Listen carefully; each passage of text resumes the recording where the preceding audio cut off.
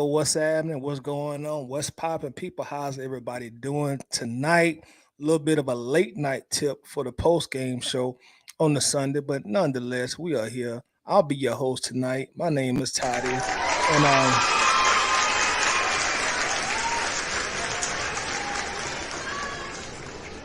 and I want to thank everybody who's coming in. Again, a little late night show tonight. As you do come in, do your dog a favor. As always, make sure that you do hit that like button for your dog. Make sure you hit that like button for me. Helps the channel out, helps get the video in the algorithm, and that way more eyes and ears can get a taste of what we talking about here on the Atlanta Bird game. So you do your dog a favor. Make sure you run up that like button for me, please, please, please, please. So now that the commercials are out the way, let's get straight to the business. The Falcons had a home game for the second consecutive week against Washington, right? We lose 24-16, and man, it was a frustrating loss, man. It was very frustrating. Very frustrating. Let's say we got to check it in before we get started with everything. We got Marina in here as usual. How you doing tonight, Marina? Hope all is well with you. Marina says first, checking in for roll call. Got nothing to say today except fire Arthur Smith. So off top, Marina coming in and she banging on Arthur Smith. Say, get him out of here. My guy Millie Mills in here. What's happening with you, Millie? How you doing tonight, bro? What's popping, man? What's popping?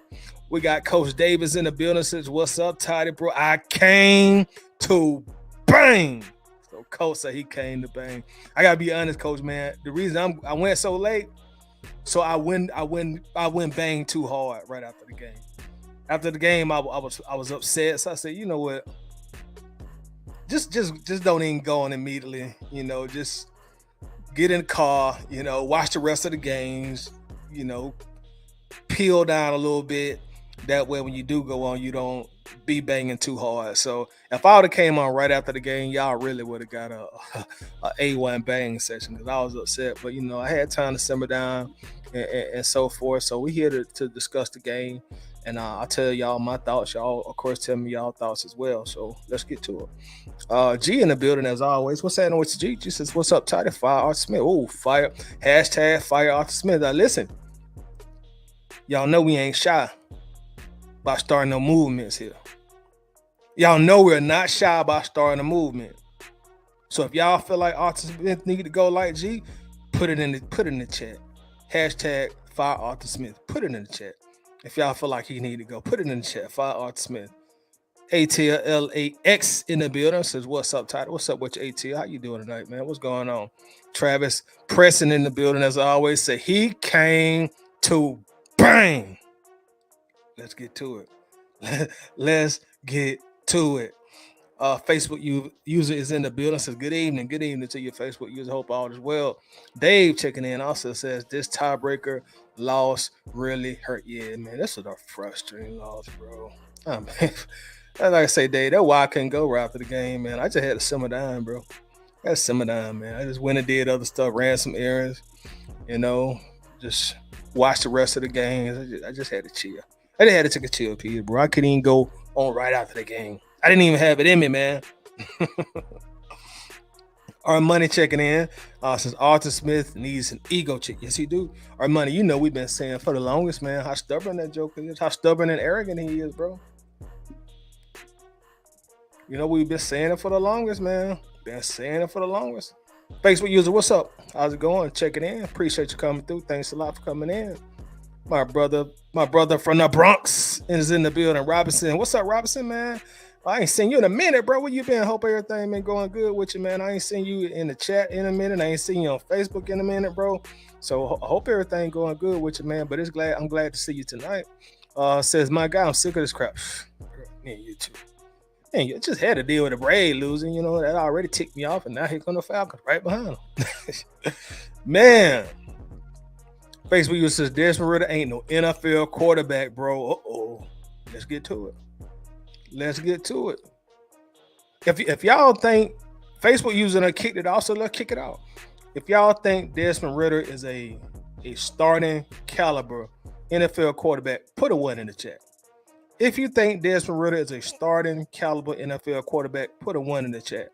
If you think he's not a starting caliber NFL quarterback, you think he's more of a backup, put a 2 in the chat. So 1 in the chat if you think he's starting caliber, 2 in the chat if you think Desmond Ridder is a backup. And let's see what y'all got to say about that. Facebook says, my issue with this regime is that the timeline does not add up to anything they've done. If we were going to draft a 3rd round quarterback and wait for him to develop, we should have done that in 2021. I totally agree. Totally agree. We spent 2 years rebuilding up the roster, and then we drafted a 3rd round quarterback when the roster is finally good enough to win us games, but we are being held back by inexperienced quarterback play. Preach. Let me ring the bell. It ain't Waffle House tonight, but I got to ring the bell for that, bro. I got whoever wrote that. I got to ring the bell for that because I totally agree. And you know what, man? I'm just tired of people telling me to be patient. I'm tired of people telling me to be patient. More to your point, I'm tired of people telling me to be patient. Man, we ain't had a winning season since 2017. How much more patience do I need to exert? 2 winning seasons out of the last 10 years. How much more patience do I need to exert? I'm tired of being told to be patient. How about they just win? I agree with you, Facebook users. I definitely agree. Android in the building. What's happening with you, Android? I ain't seen you in a minute. Hope you're doing good. Hope you're doing well. Hope everything is going gracious for you. Facebook user said, I wasn't upset. I'll be upset. The Smith is still the coach next season. Yeah. I feel you on that, man. I guess we got to see how it play out.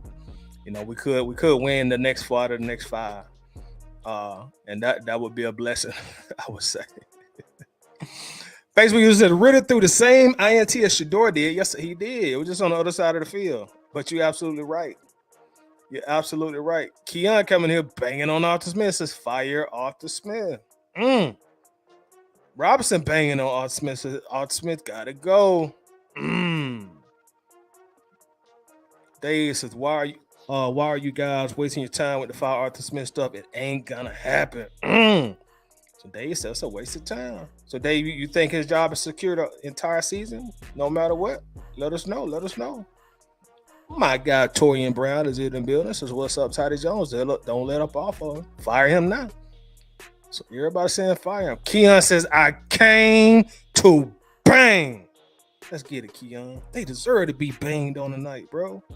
They deserve to be, man. Washington try to give us that game, man. Bro, that's the frustrating thing about it, Keon. Washington tried to give us the game. Washington didn't even want to win the game. They said, here, Atlanta, y'all can have the game. We don't know how to win. We about like y'all, Falcons. We don't know how to close no games or win. So here, we don't really want to win. So we'll let y'all win. Y'all at home. You know, do it up for your fan base at the crib. They try to give us the game. We still didn't capitalize. Mike in the building says Ridder needs to go. 2 up and down, and now he can't even win at home. So Mike say he's too inconsistent. Coach Davis says, I'm done. It's over. I'm tired of hearing and saying people make excuses for him for this bomb of a quarterback. Don't want to hear about he can't be expected to throw 40 times. He is an effing NFL quarterback. That's his dang job. You make a great point, Coach Davis. And that's kind of where I'm at a little bit too. When I say I'm tired of being patient, man. Like, come on, like how much more patient we got to be? We knew we was gonna have to be patient when we, tore down the last era of players, the Matt Ryan, the Julio era, the Mintroff era. Okay, we knew some patience was coming in then, but y'all, we're in year 3 now. It's winning time. It's time to win. So, Coach, man, we're on the same side of the road before that go. Facebook says, good evening, everyone. Good evening to you, Facebook. How you doing? Jay Black in the building. What's up, Jay Black? Glad you're here, bro. Says, rise up. Arthur Smith needs is that a gin check or a chin check? I think you mean a chin check. Jay Black says, 1, you're not a starting caliber quarterback. Speaking of Ridder, Easy Brown, what's up? Go Dogs, go Dogs, go Dogs. Nice win against, dang, somebody put a -2. So he definitely ain't a starting caliber quarterback. Facebook said he should be benched after today. So y'all ready for the Taylor Heineke era? Facebook user says 2. Torian Brown says 2. Facebook user says 2. G says 2. ATLLAX put a bunch of 2s. So boy, he's saying he more like a practice team guy.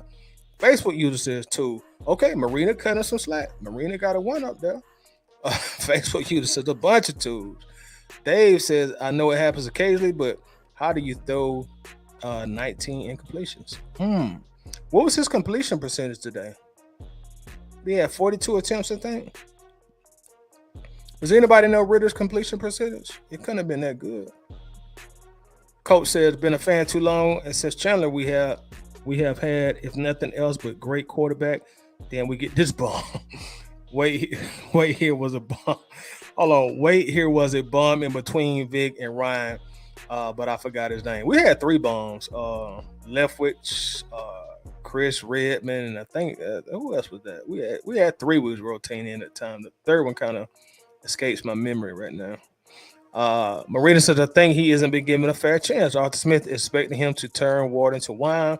Nobody can succeed in the system. So Marina is willing to be a little more patient with the quarterback. She don't think Ritter's getting a fair shake.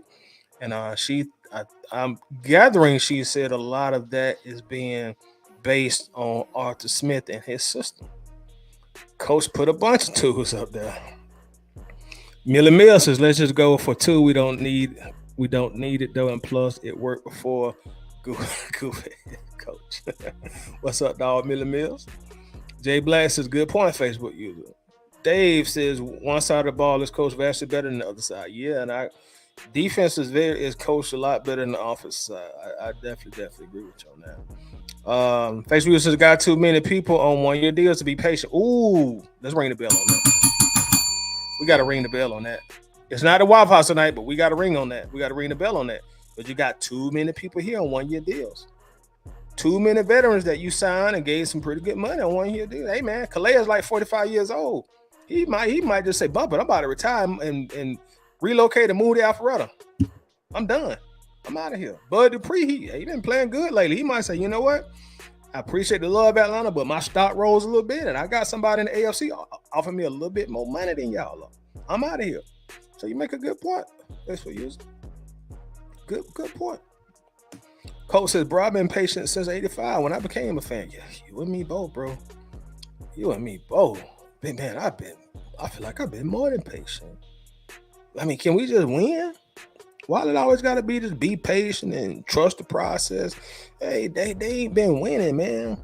You know, they ain't been winning. If they been winning, then people will be a little more patient. Myson Smith is like a rich kid playing with toys, and the Falcons are his toys. He don't give a SHIT if he breaks the toys or not. Because he ain't going to be losing that. I dig it. Robert said, if Ritter starts this game, going to pimp slap Arthur Smith with some pimento cheese. They says, why does the record of 3-3 feel like 1-5? Yeah, good point.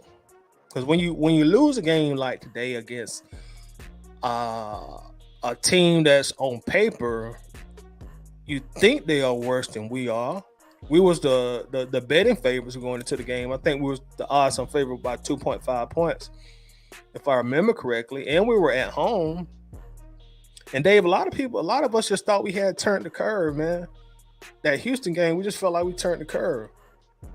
And then you lose against, Sam Howell, even though I think Sam Howell is going to eventually blossom into a pretty damn good quarterback, but still, Sam Howell, first year starting. Like, there's no reason we should have lost that. Facebook user, what's up with your big dog? How's it going? How you doing? What's going on? What's happening with you? Jay Black says, plays getting in late to Ritter creating problems. Yeah, we saw that late. We saw that. Man, that's really unacceptable. That's really unacceptable, man. I said on Facebook, man, I seen high school teams execute better down the stretch than what we did today. That was, bro. And Dave, going back to your comment, Dave, when you see a team in the NFL level execute down the stretch like that, that's some of the reason it feels like 1-5. Because, like, bro, it's like, what are y'all doing? Inexcusable. Travis says we have a ready-made roster grade, and Calais don't have time to wait for Ritter to develop. That's true. Very true. Very true. John Harris in the building. What's up with you, John? How you doing?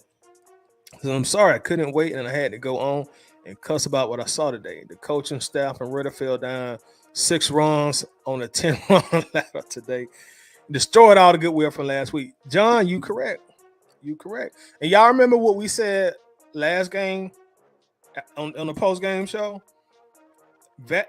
Virtually everybody was in agreement that they weren't totally sold on Ritter yet. Everybody kept mentioning, well, you know what, Tyler, you gotta be consistent, bro.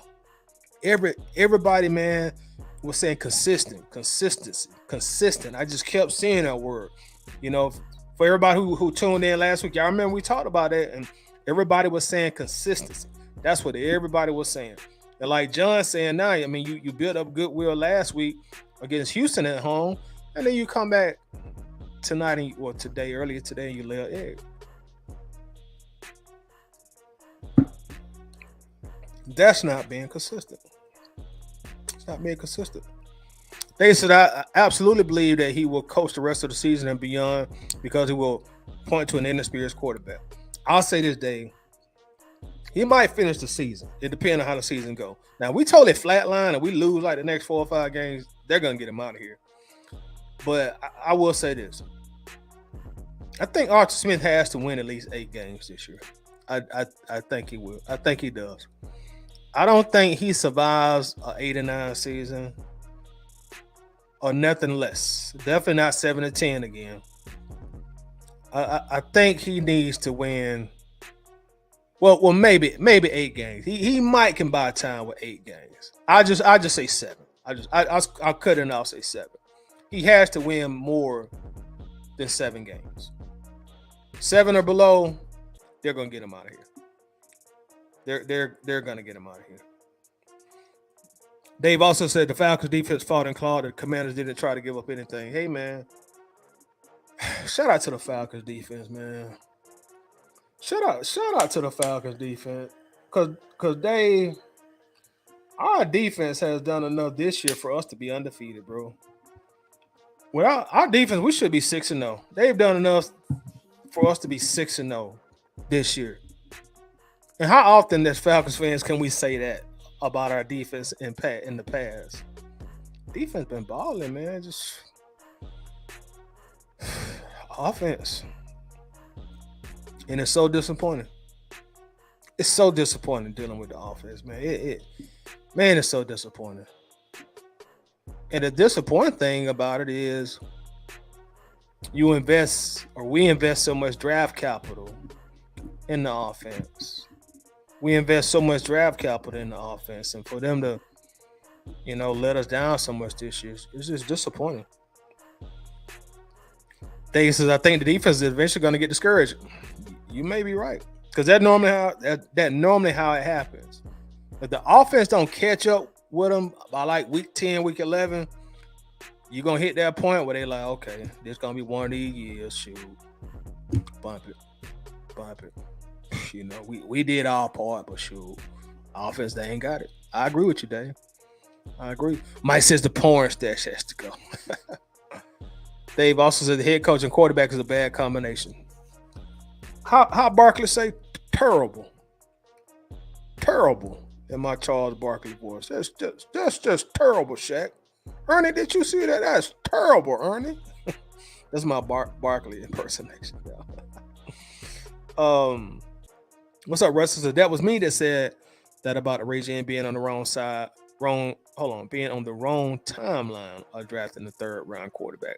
Supposedly, Calais Campbell sat down with Arthur Smith and looked at film of Desmond Ritter before he signed, and Arthur Smith sold him on Dez. I wonder if Arthur Smith slipped him a Mickey before he watched him.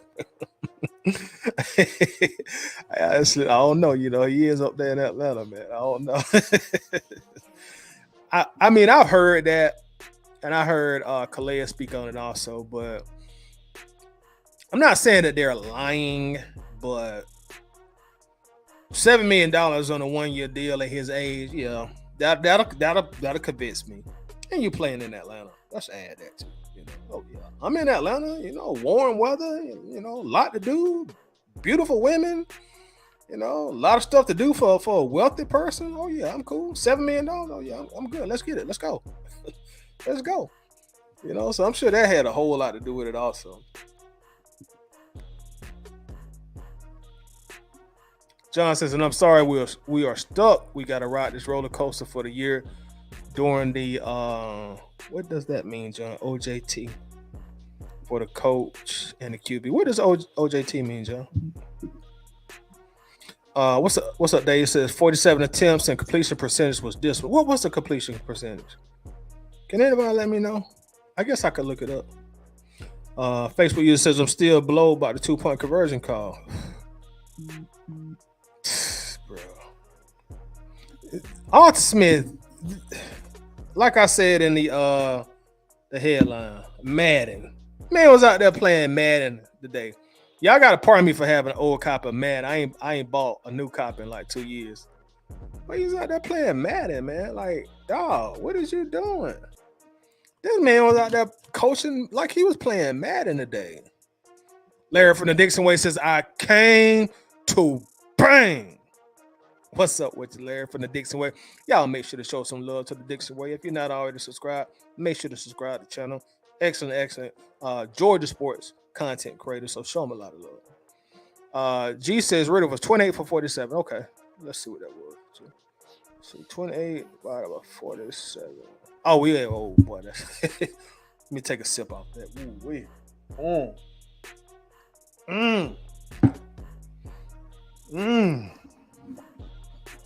You're entering Tim Tebow land with that completion percentage. Good night. Ooh.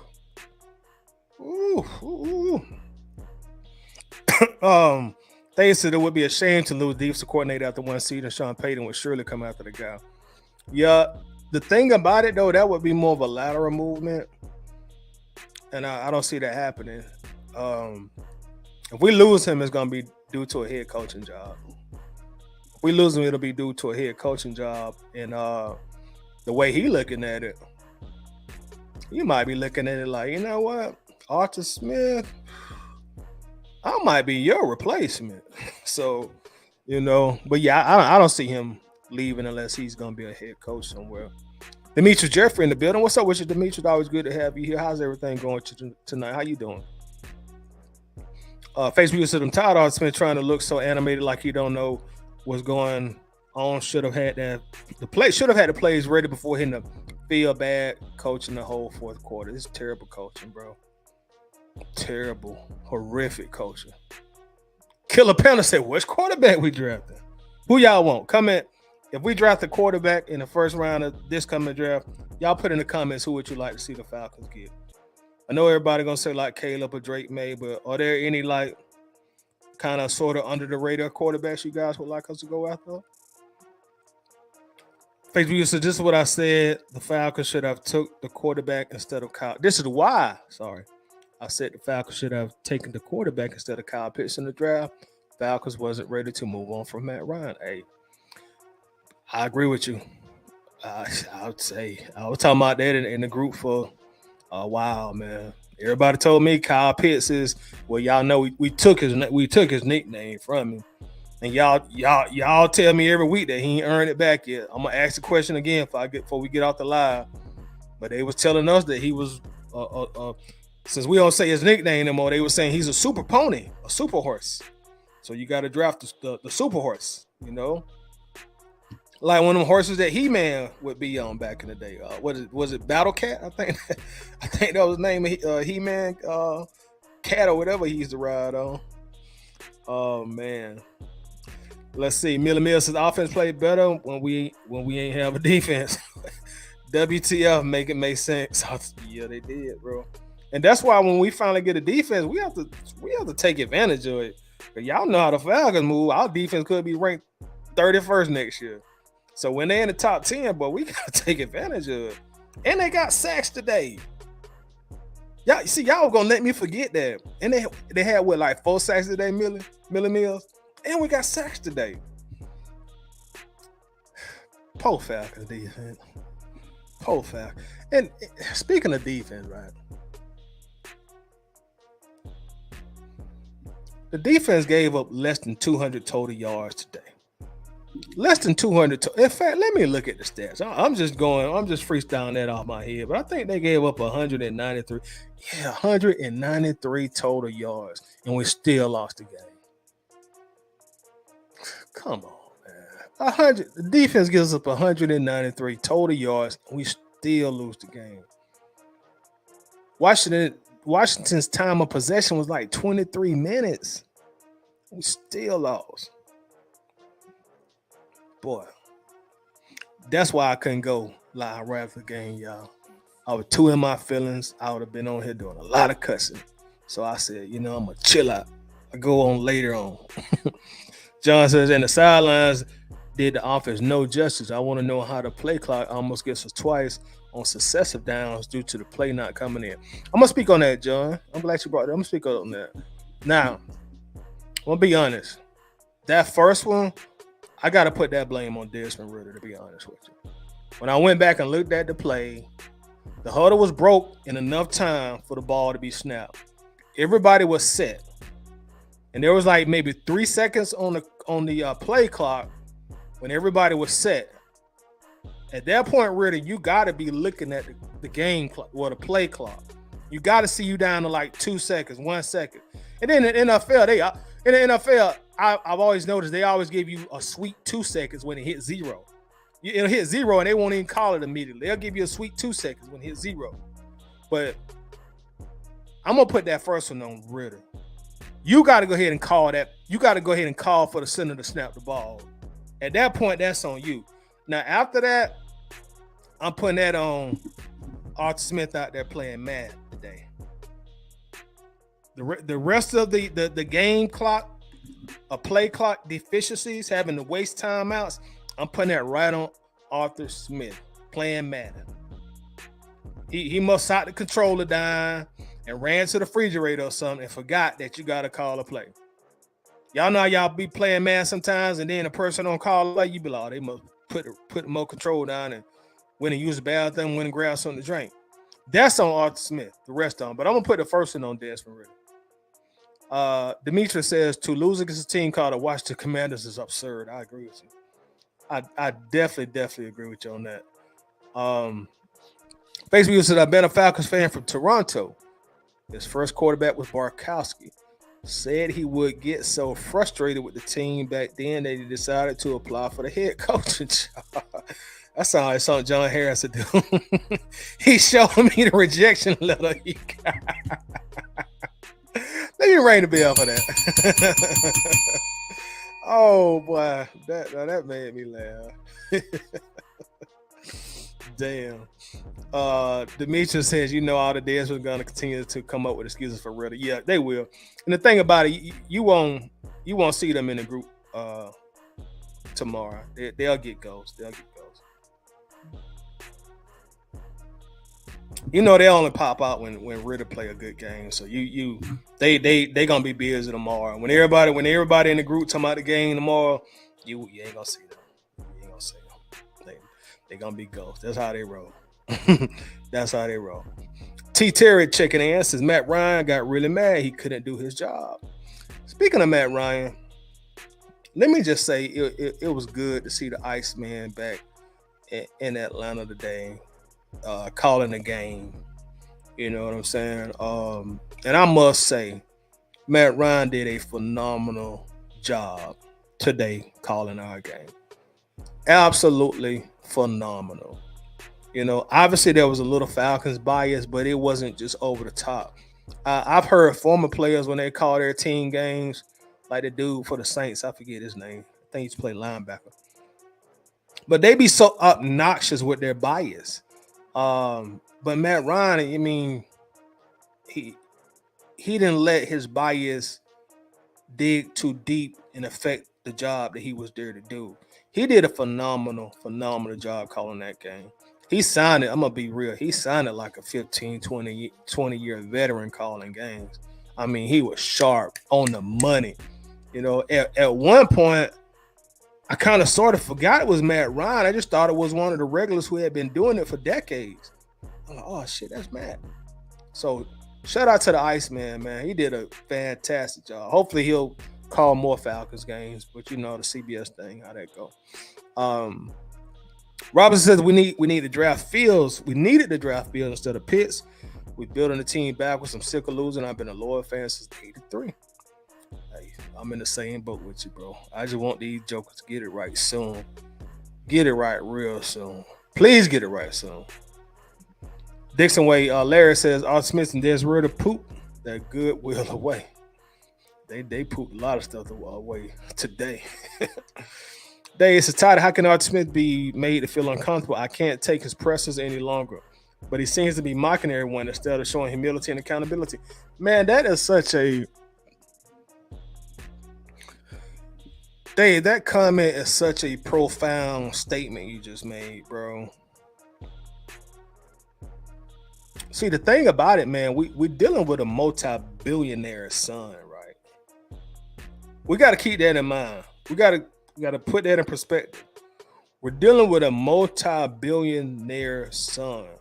Not a billionaire, but a multi-billionaire. His son. Rich kid. No, wealthy kid. So at the end of the day, if he gets fired tomorrow, deep down to him is so what? So what? Like, do y'all know what my inheritance look like? My inheritance is gonna make me richer than Arthur Blank. So even though you know they'll say this story of how he started from the bottom and worked his way up,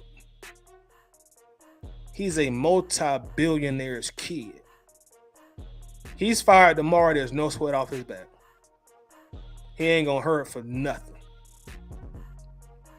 In fact, he might take a 5-year vacation if he's fired tomorrow. So you have to keep that in perspective when we talk about it, Dave. That's just what it is. He's a multi-billionaire son, man. So if he loses his job, that's where it is really gonna be. Him like, so what, man? I got more money than all y'all. It's like what? What? You asking me these questions? I can buy you. You know, I can buy you. This little check I get from Arthur Blank, I put this in my kids' bank account. I never even spent a dime of this Falcons money. I just put this in my kids' bank account. And that way, when they get 18, like, bam, I'm just gonna give them all this money in the bank account when they get 18. Do what you want to do with it. You know, that's what it is. That's what it is. But yeah, I'm gonna continue reading the comments.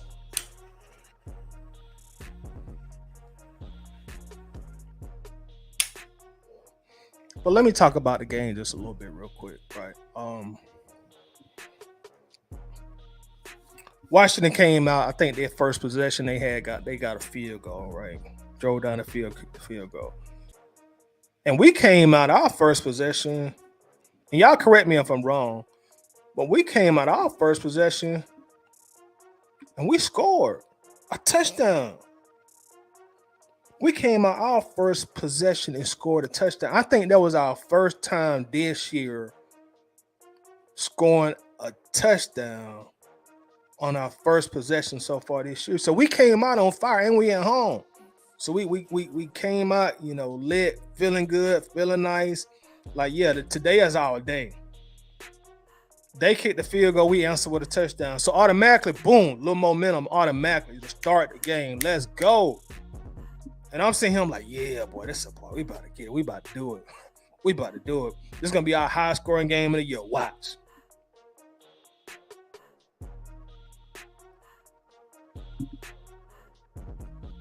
Then I think on our second possession, we end up punting the ball, right? I think on our second possession, we end up punting the ball. And they returned the punt. Well, maybe about 60-something yards. Y'all help me out in the comments. 60, 70 yards. I think they returned the punt to about their 10 or 12-yard line, if I remember right. I'm sorry, our 10 or 12-yard line. So they had a big special teams play with the punt. And they end up scoring off that punt return. So at that point, it's a now 10-7 game. 10-7. And it's all good. And I'm still feeling confident because, like, okay, you ain't going to get a lot of – that's an anomaly. In today's NFL, a big punt return is an anomaly now. Just like a kick return. It don't happen as much anymore. So I'm still feeling good. You know, the defense, their back was against the wall. They got first and 10 at like the 12-yard line. So it's a very, very short field for the defense. So they already got their back against the wall.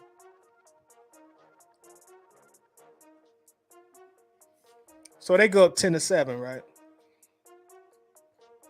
We get the ball back and we stall out. And it's 4th and 3 at like the 50-yard line. The score is 10-7. Our defense has been playing good all year long. And we at home. It's 10-7. 10-7. And it's 4th and 3. Arthur Smith goes for it on 4th and 3 from like midfield. He goes for it on 4th and 3. Why are you going for it? What do you like? Why? You got the ball in midfield, punt. You can back them up and inside their 20. For an NFL punter, that's an easy punt to put them deep into their own territory. At that point in time, it's early in the game. You at home. It's time to play field position. And you got to feel confident your defense is better than their defense. So play the odds at this point. But you go for it on 4th and 3. Why? And then I think you put Bijan out as a wide receiver and you let him run like a 5-yard out route. And they've been watching film. They know on 4th down and Bijan in the game, the Falcons want to go to Bijan Robinson on 4th down. The defense coordinator done told them that all week during film and preparation. Arthur Smith likes to go for it on 4th down. And if Bijan is in the game, he's going to be the guy they're going to try to get the ball to. So you got him running like a 5-yard out. He's not even a wide receiver. Yeah, I know he's versatile, but he ain't a wide receiver. He can play wide receiver, but by nature, he's not a wide receiver. And because they've been scouting and watching film on what we like to do on 4th down, they throw 2 men on Bijan. They throw 2 men on Bijan. Go back and watch that play. There's 2 men killed on Bijan Robinson on that 4th down. Defensive coordinator said, y'all both go wherever Bijan go.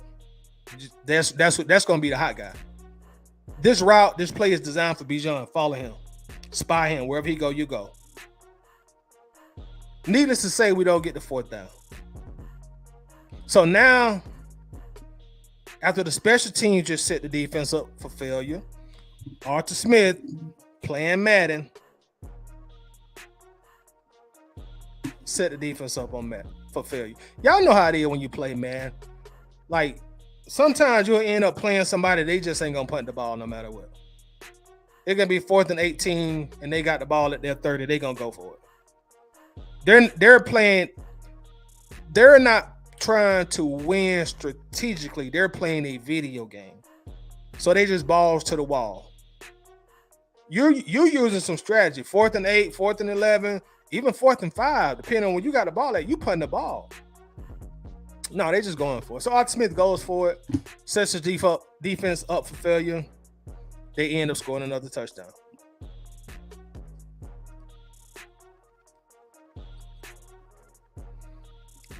They end up scoring another touchdown.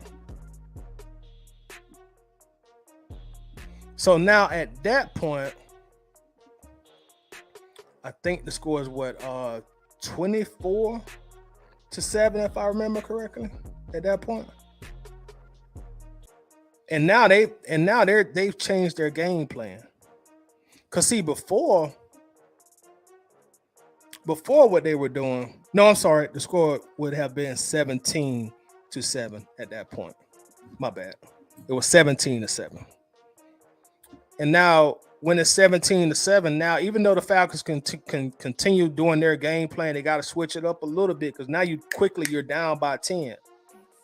Very quickly, you're down by 10. And I don't know if y'all noticed it, but the playbook is out on us. What Washington don't have a great defense, but they got a good front four.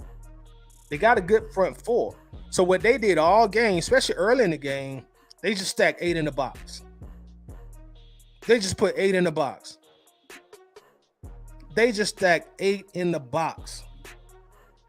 And when we spread everybody out on what looks like it'll be an obvious pass play, they'll have 7 in the box. They really didn't go into a nickel defense until they went up 24-10. They kept 8 in the box all game long. They kept 7 in the box all game long. So even though Arthur Smith was coaching like he played Madden, I'm going to say this about Arthur Smith, and I know a lot of people are going to disagree, and that's okay.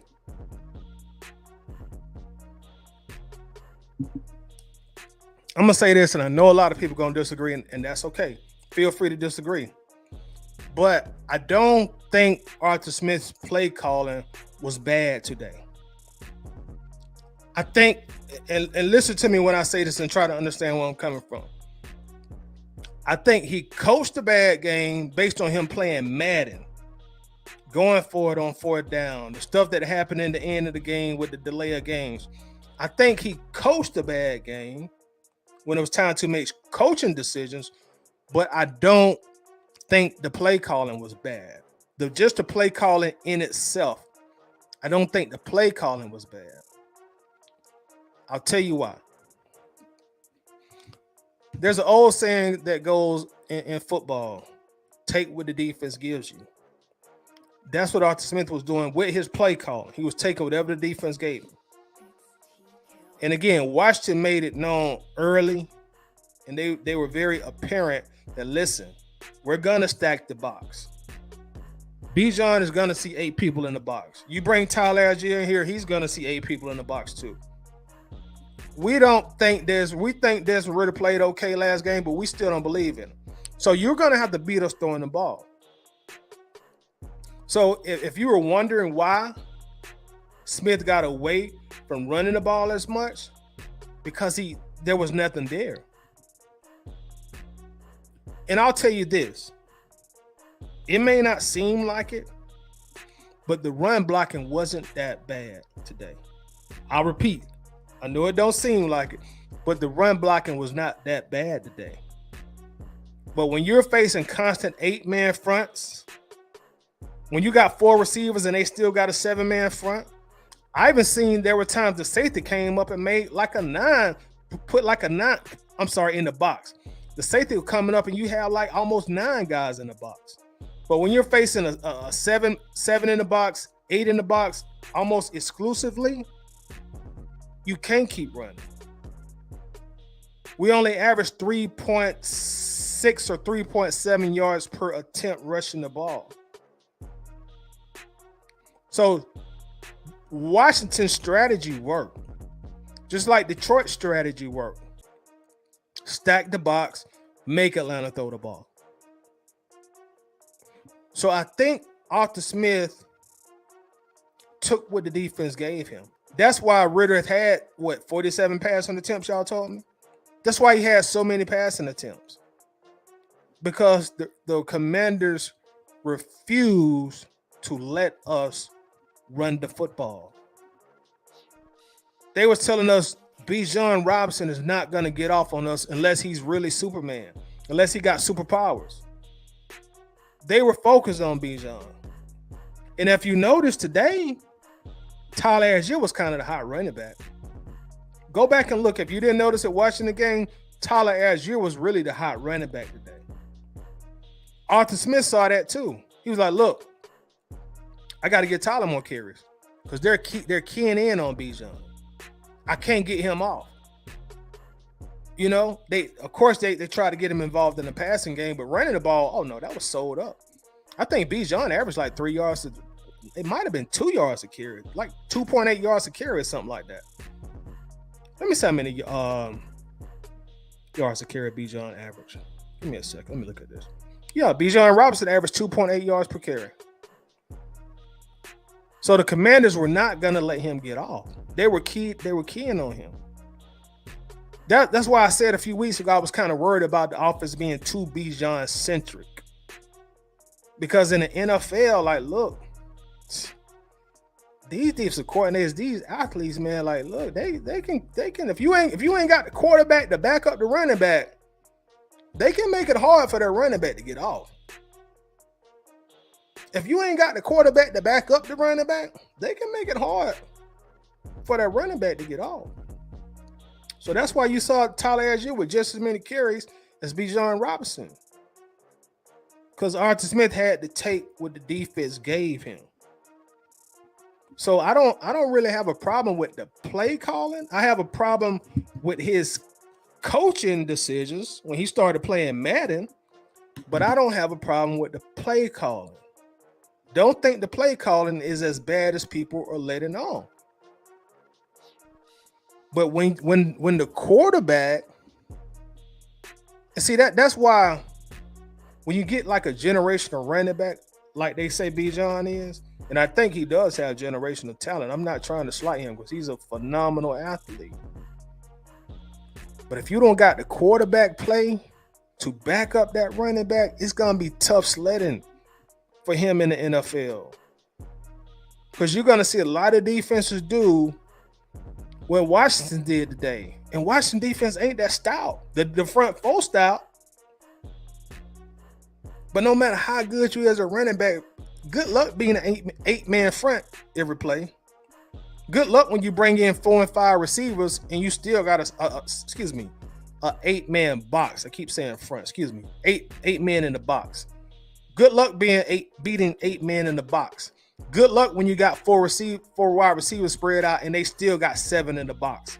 Good luck, Bijan Robinson, when the safety come up and now you're looking at damn near 9 men in the box. Good luck. Good luck being an NFL team like that. Yeah, high school. Yeah, okay. Yeah, that's high school.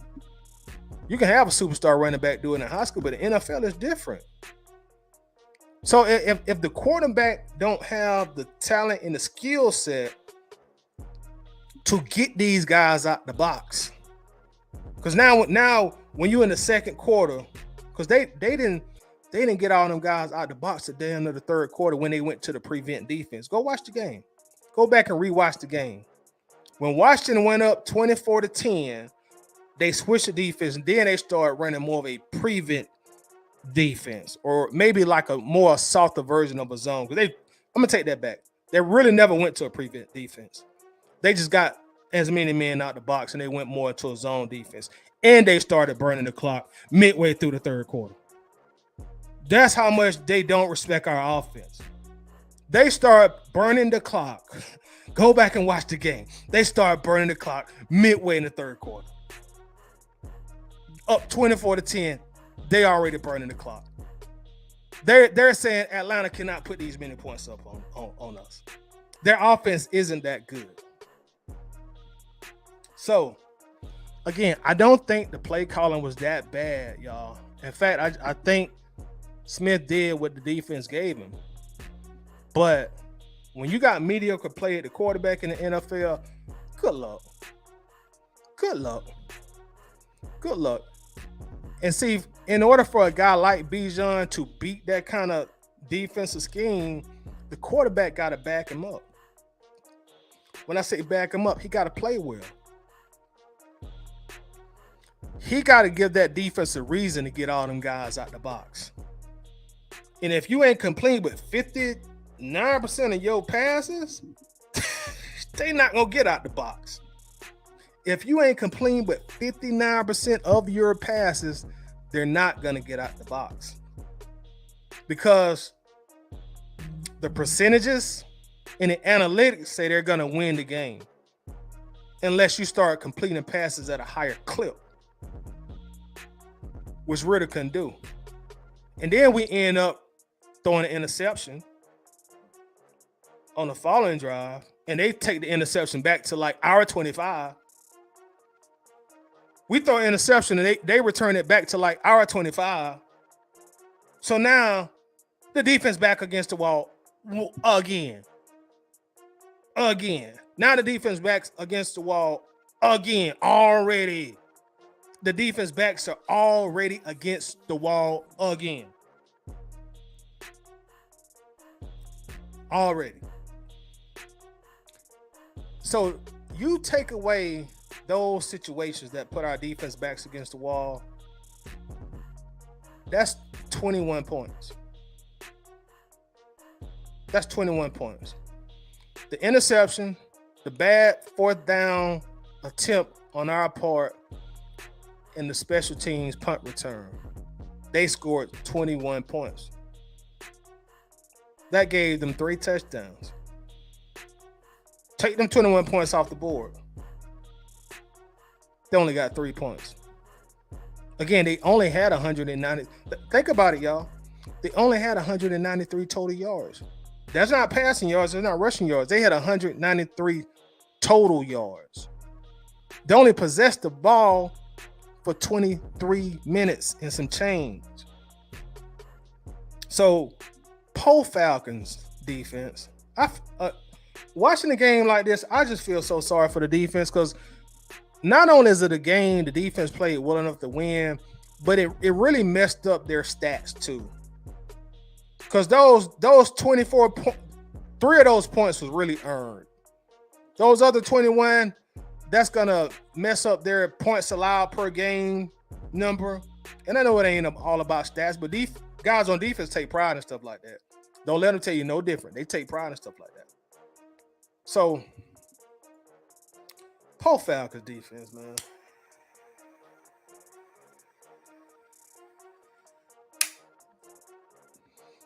Falcons defense, y'all.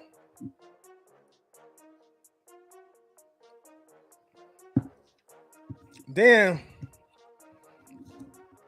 we go to. I'll talk about Rid a little bit later. I got some stats for y'all. Y'all know I like bringing stats. I brought some stats today too. I brought some stats tonight, I should say. I brought some stats tonight. Because y'all know our calling card was being a rushing team, right? Hey, we can run the ball on anybody. We can run the ball on it. You bring any defense in here, we'll run the ball on them. So I brought some stats with me tonight. The last 4 games.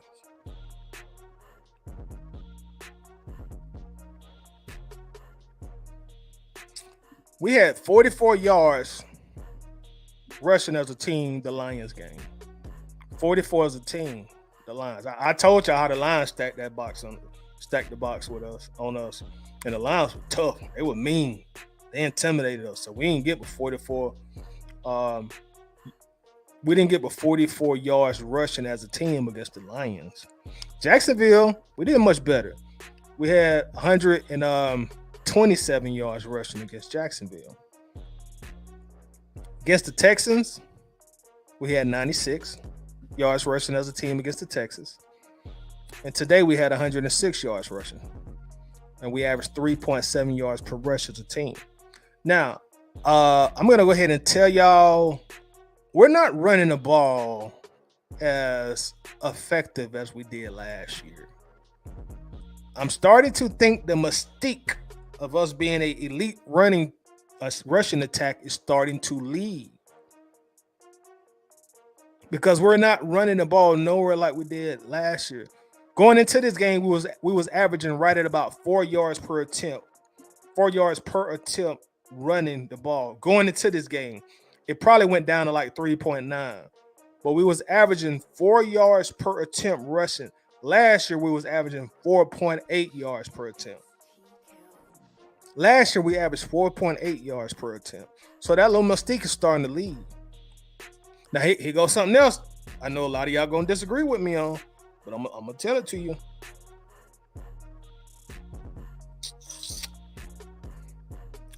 That guy, Marcus Mariota,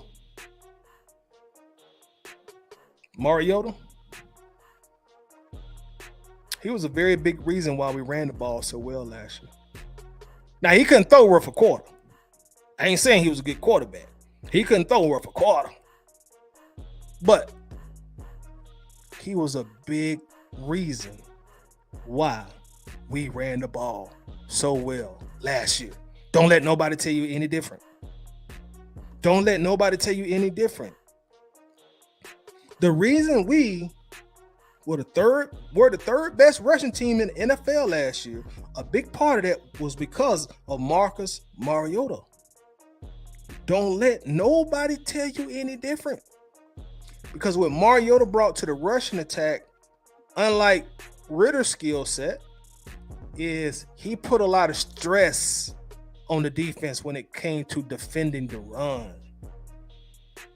Now you got him and his athletic abilities being a real threat to running the ball, running this RPO on you 70% of the game.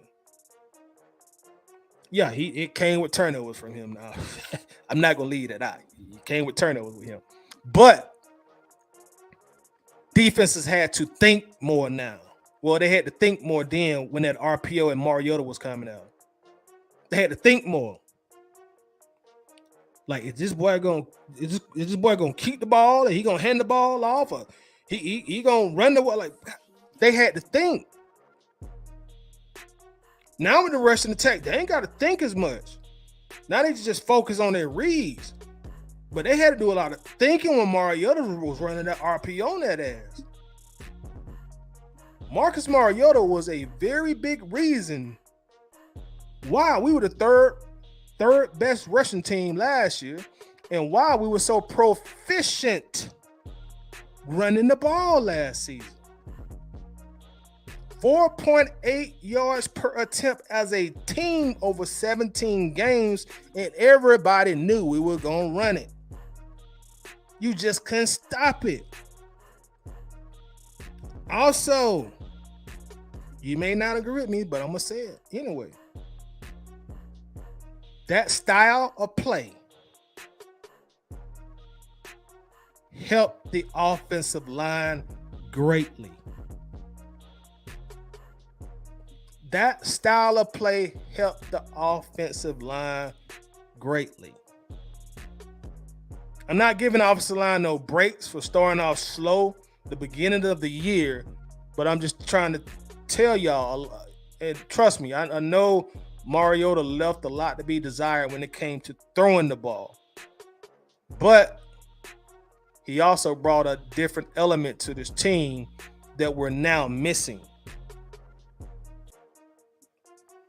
The last 4 games, I just read it you. The last 4 games, our best rushing attack was 127 yards against the Jaguars. The last 4 games, that was the best. That was the best output as a team. Last year, 127 yards. That'd have been. That's all right. That's all right. That's all right. Tyler Jim probably had that third quarter. But now we went into the draft. See, we went to the draft and we drafted another running back. We went into the draft and drafted a running back. So, conventional thinking would say, hey, we're going to be just as good running the ball this year, right? Right? We got Bijan now. We're going to be just as dangerous. We got the best running back in the draft. That has not been the case. We are running the ball a lot worse through these first 6 games than we did all last year. And again, I'm not saying Mariota was a good quarterback, but I am gonna say this. Y'all don't have to agree with me. He wasn't as bad as our commentary would lead people to believe last year. He wasn't as bad as our commentary would lead people to believe last year. Because I think you take last year Mariota, you add Bijan and last year's offense. Boy. You take last year Mariota and you put Bijan in last year's Falcons rushing out attack. Imagine Bijan, Mariota, Tyler the Creator running an RPO.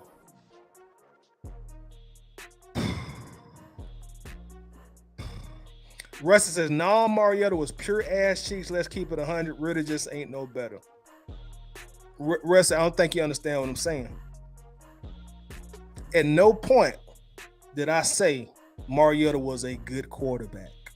In fact, I made it a point to say that I'm not saying he's a good quarterback. But we are overlooking the things that he made this team good at. You can bring value to something without being a quote unquote good quarterback. See, Rusty, we have been known as a running team. And Mariota helped us run the ball a whole hell out of a lot better last year. And you can't argue with the numbers. When you're talking about running the football, 4.8 yards per attempt, and now we're down to probably like 3.9. We're talking about a whole yard of a fall off in efficiency.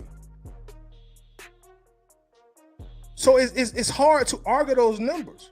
I'm not saying he was a good quarterback, but our biggest strength last year and what we thought was our biggest strength going into this year, he was a big part of it. You can't take that away from him. And I think that gets lost in the sauce. And also, speaking of Mariota and Ritter,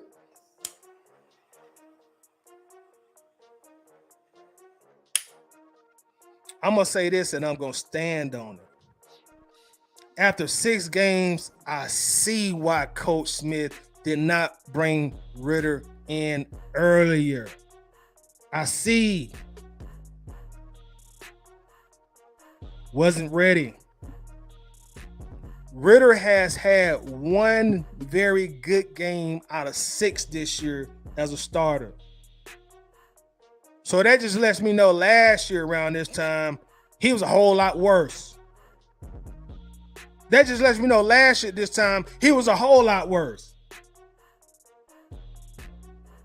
That lets me know last year this time, he was a whole lot worse. Ritter has one very good game out of 6.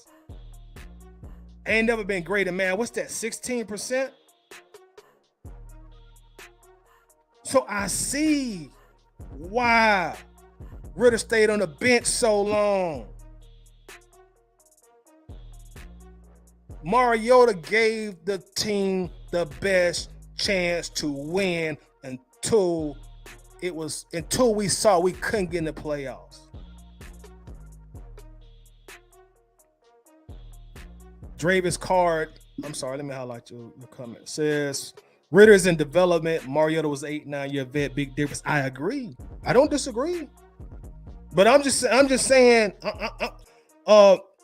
Dravis, I'm just going off the narratives that I heard or the narratives that we've been speaking on.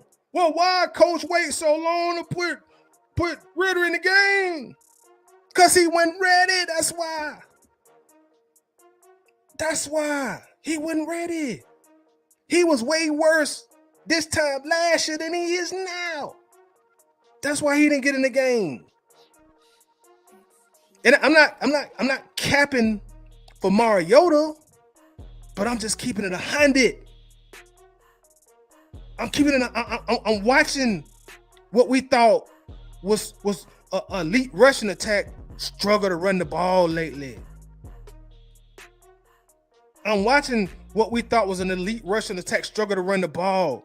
Because last year, Dravis, last year, when them teams would put 8 in the box, we ran that RPO and we still was tapping that ass rushing the football. Now, we couldn't throw the ball worth a lick. But we could still run it. Now it's becoming a struggle at times to run and pass.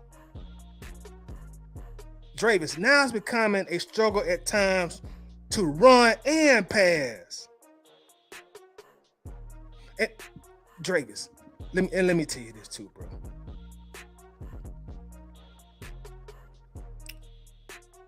We spent good draft capital on skill position offensive players, right? We spent the number 4 pick on Kyle. And I've said that millions of times, so I ain't gonna dig too deep into it. Shout out to Kyle Pitts for getting the first touchdown. It seemed like 400 million years today. I do want to congratulate him on that. I think that's touchdown number 4 out of 40 games, but we'll talk about that later.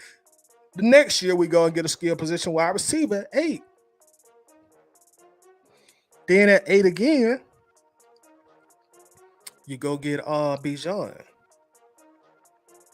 But we struggling to put points on the board. On that defense today, and we had the ball, I think about 36 minutes. We didn't put up a 16 points on Washington. But everybody was talking about how Mariota was holding the team back last year. We went into this game averaging 16.6 points per game. And we spent nothing but high draft capital on offensive skill position players.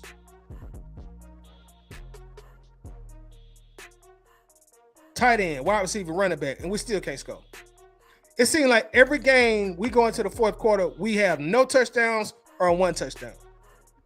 It seems like every game we go into the fourth quarter, we have no touchdowns or 1 touchdown.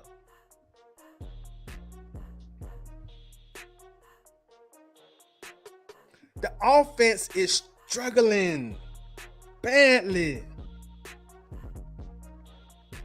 The offense is struggling.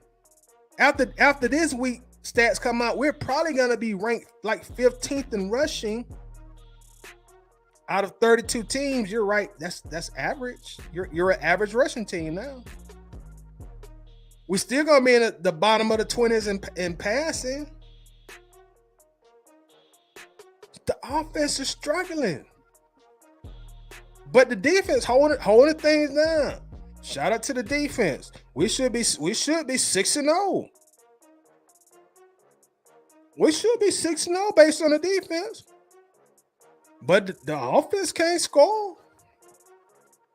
You know, when I start complaining about certain aspects of the offense, they tell me, be patient. They also tell me, well, this is so-and-so, even though they're technically in their second year. Well, this so-and-so, so Ritter's still a rookie. So I'm thinking to myself, so you mean to tell me I got to wait to year 3 of Ritter before I can expect us to win? So y'all pretty much saying, Tyler, you got to wait till year 3 of Ritter before you can win. But then I'm thinking, well, that ain't what Arthur Blank, that ain't what Fontenot, that ain't what Arthur Smith told me in the offseason. They said we're gonna win this year. They would come on TV and say, Tyler, yeah, we're gonna win. We are winning this year. The rebuild, we're done with that. We're gonna win. Ritter is gonna win football games. But that's not what I'm seeing.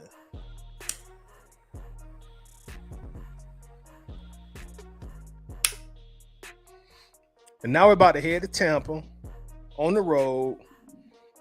And I kind of feel like we're entering must-win territory a little bit. Now, I am going to say my preseason prediction, I had us at 9-8. I'm sticking to 9-8. I'm not going to waver. I'm sticking at 9-8. You know, have any of y'all changed our prediction? I'm sticking to my 9-8. Sticking to 9-8. But I will tell you this. That quarterback we got, Desmond Ridder, and that coach we got, Arthur Smith, they got to figure this out. They have to figure this out.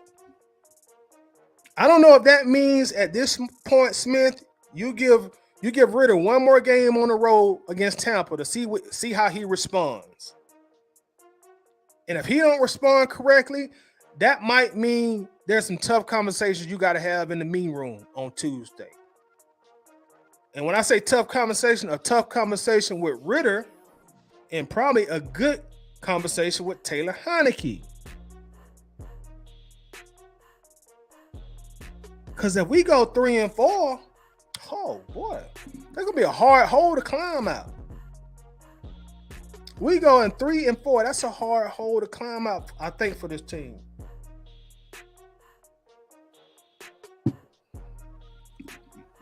So this just was not a game to lose at home. This was a game to take care of business at home. We should have took care of business right here at the crib. We should have took care of business. Now we're 3-3 when we really could have been 4-2. And we are more in the driving seat. We more in the driver's seat at 4-2. Now we kind of scraggling to stay, keep our head above the water at 3-3. But again, Arthur Smith was out there coaching like he was playing Madden. But again, I wasn't mad at the play call. He took what the defense gave him.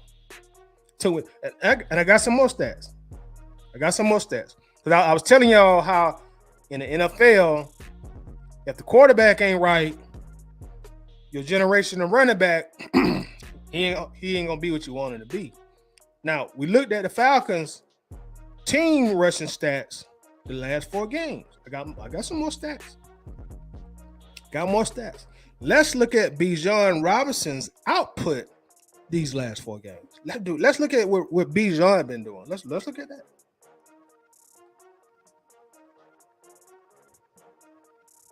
Let's look at Bijan's output.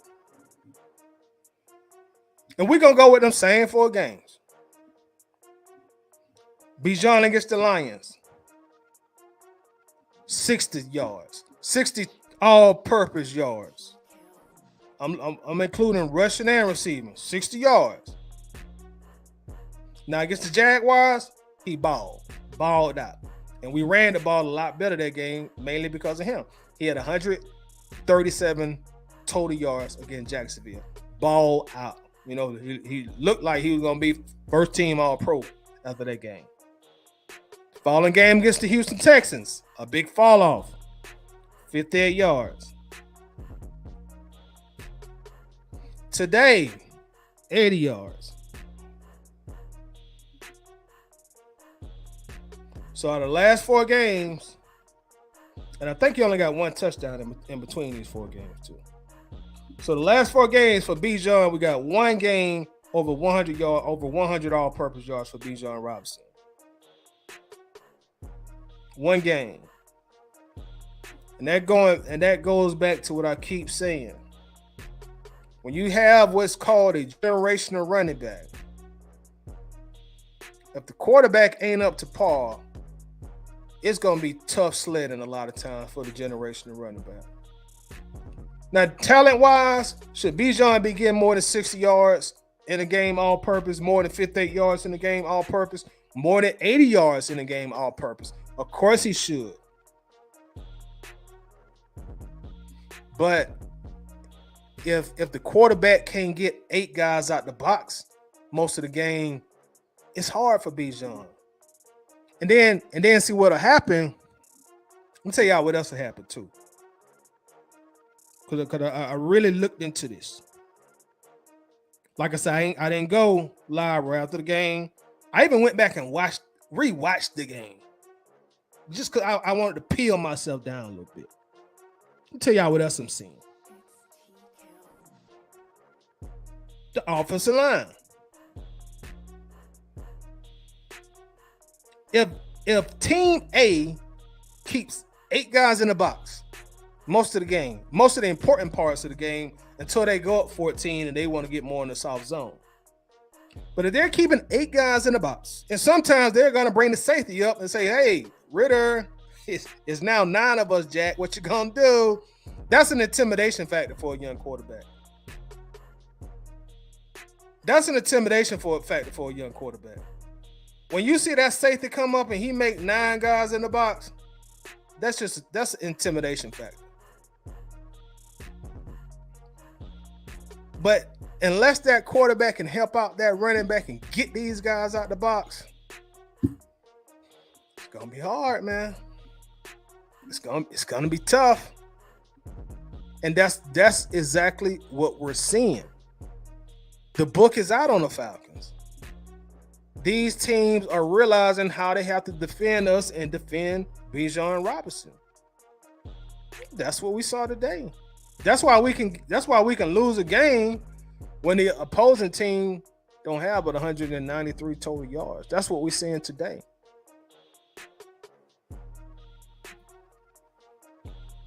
And I haven't forgot about Kyle Pitts. Let's talk about Kyle Pitts. Let's talk about Kyle.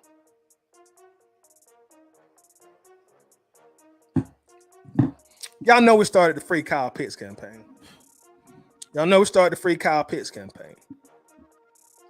And Pitts came and responded the Houston Texans game. He almost had 100 yards receiving.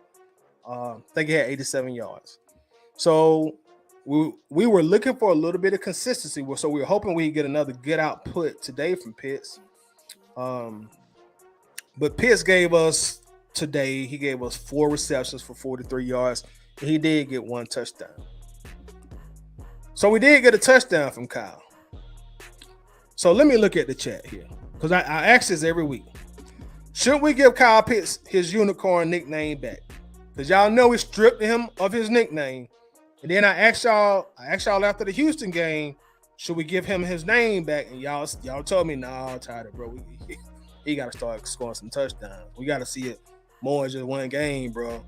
That what y'all told me. So I'm asking you today. He got a touchdown today. The first one of 2023. Took 6 games.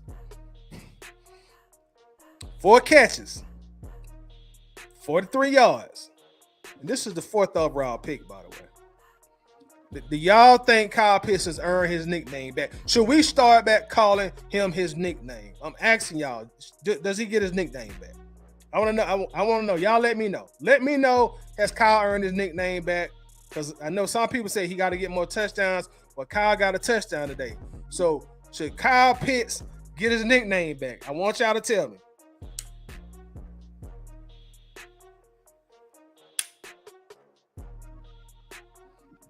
Let's see what y'all got.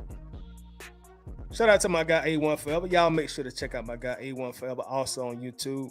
Great Falcons content creator, great Georgia sports content creator. So showing some love, make sure you do subscribe to the channel. A1 Forever says no. A1 said no, not said no, Todd. not yet, Jack. He ain't earned it back yet. Not yet. Mike says no. Still a horse with no name. So Mike said no. Let's see what Millie Mills say. Because Millie Mills normally be a lot more lenient on players than I be. Because I know Millie sometimes like, hey man, you tripping, like, hey, you being too hard. So let's see what Millie say. No, he just pits. So Millie say he just pits. So you mean to tell me I can't find nobody to vouch for giving Kyle Pitts his nickname back? Somebody. Shawty Red says Pitts deserves no nickname. Next. Boy, y'all a tough crowd today.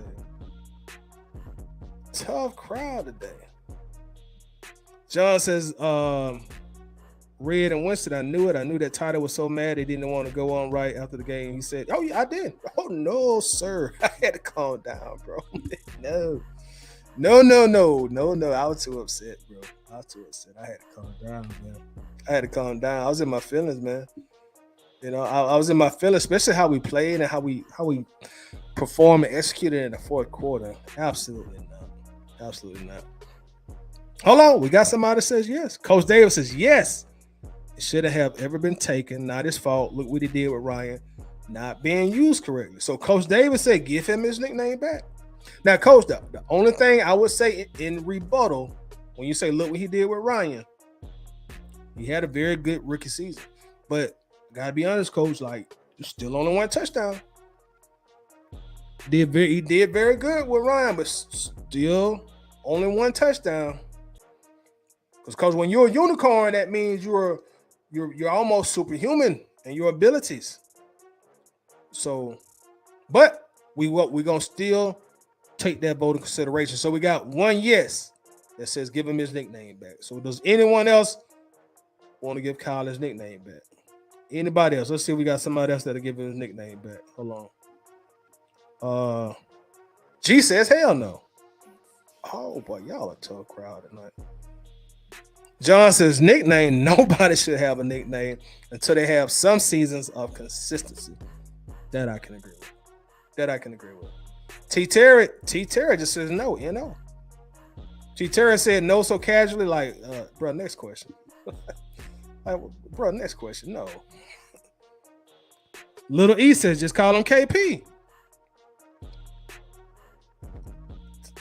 Can we get anybody else to vouch for giving Kyle his nickname back? Because I want to give it back, y'all, but y'all, we have to decide as a collective that he has earned that nickname back. Because we said after that Jacksonville game, we're not finna be calling nobody no unicorn when they ain't give him 2 catches for 18 yards. That's what we said.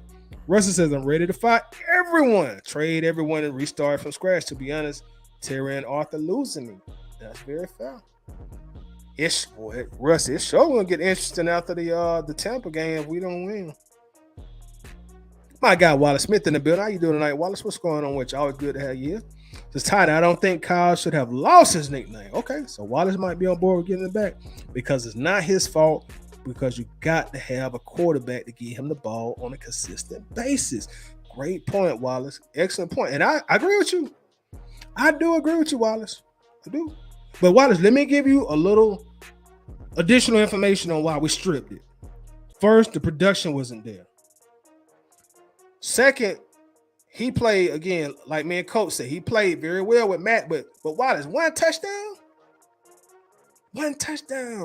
With Matty Ice throwing the ball and all them passing attempts, we still only got 1 touchdown. And then Wallace, we had been watching Kyle, man. Being honest, Wallace, we was watching it. We was looking at the film. We was rewatching the games, and we see this joker.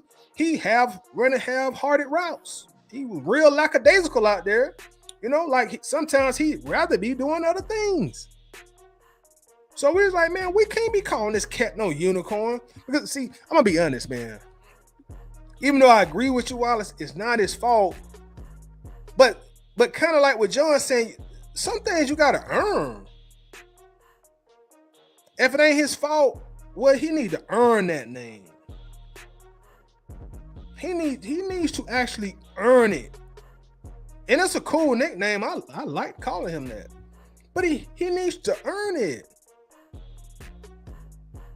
Kyle just scored his 4th touchdown.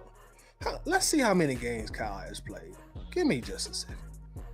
Kyle Pitt stats. Let's see how many games Kyle has played in his NFL career. Let's take a look and see how many games he has played. Let's see.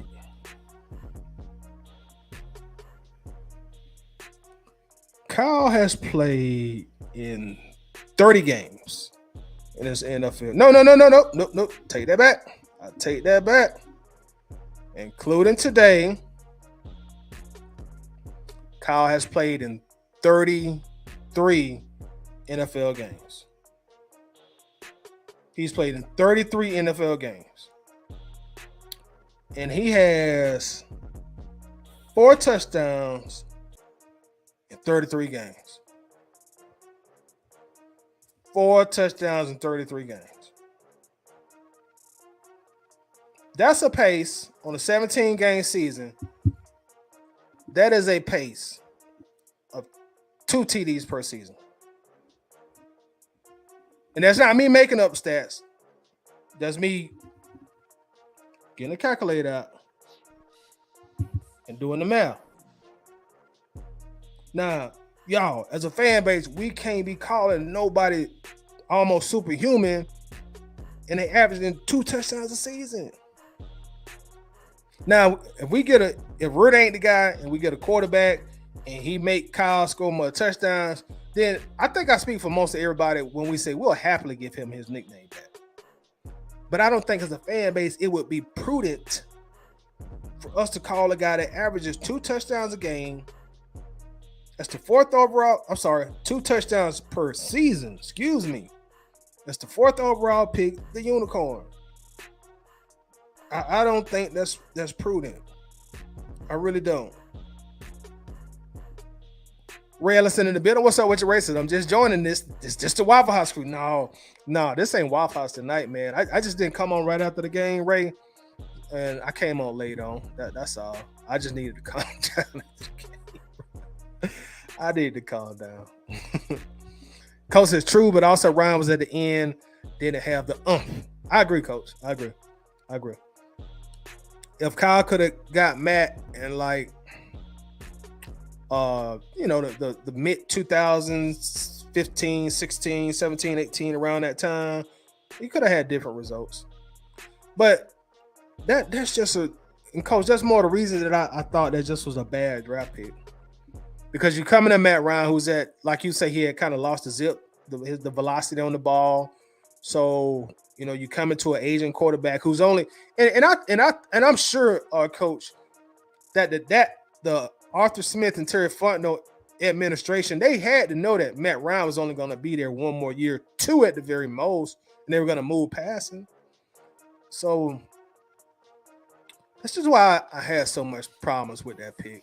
And I still got issues with that pick. And it's not Kyle Pitts, because like Coach is alluding to, I really think with a good quarterback, very good, great quarterback in a scheme that runs a vertical offense, Kyle Pitts will get off.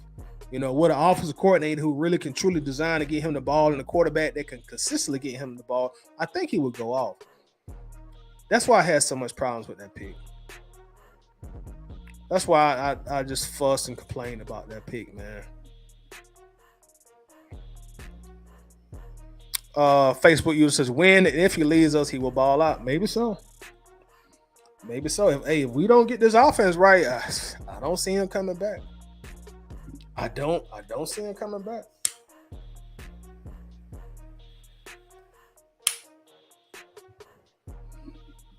Let's see. Winston said yes, because he's in a dependent position. To take his nickname away is to deflect away from the true issue.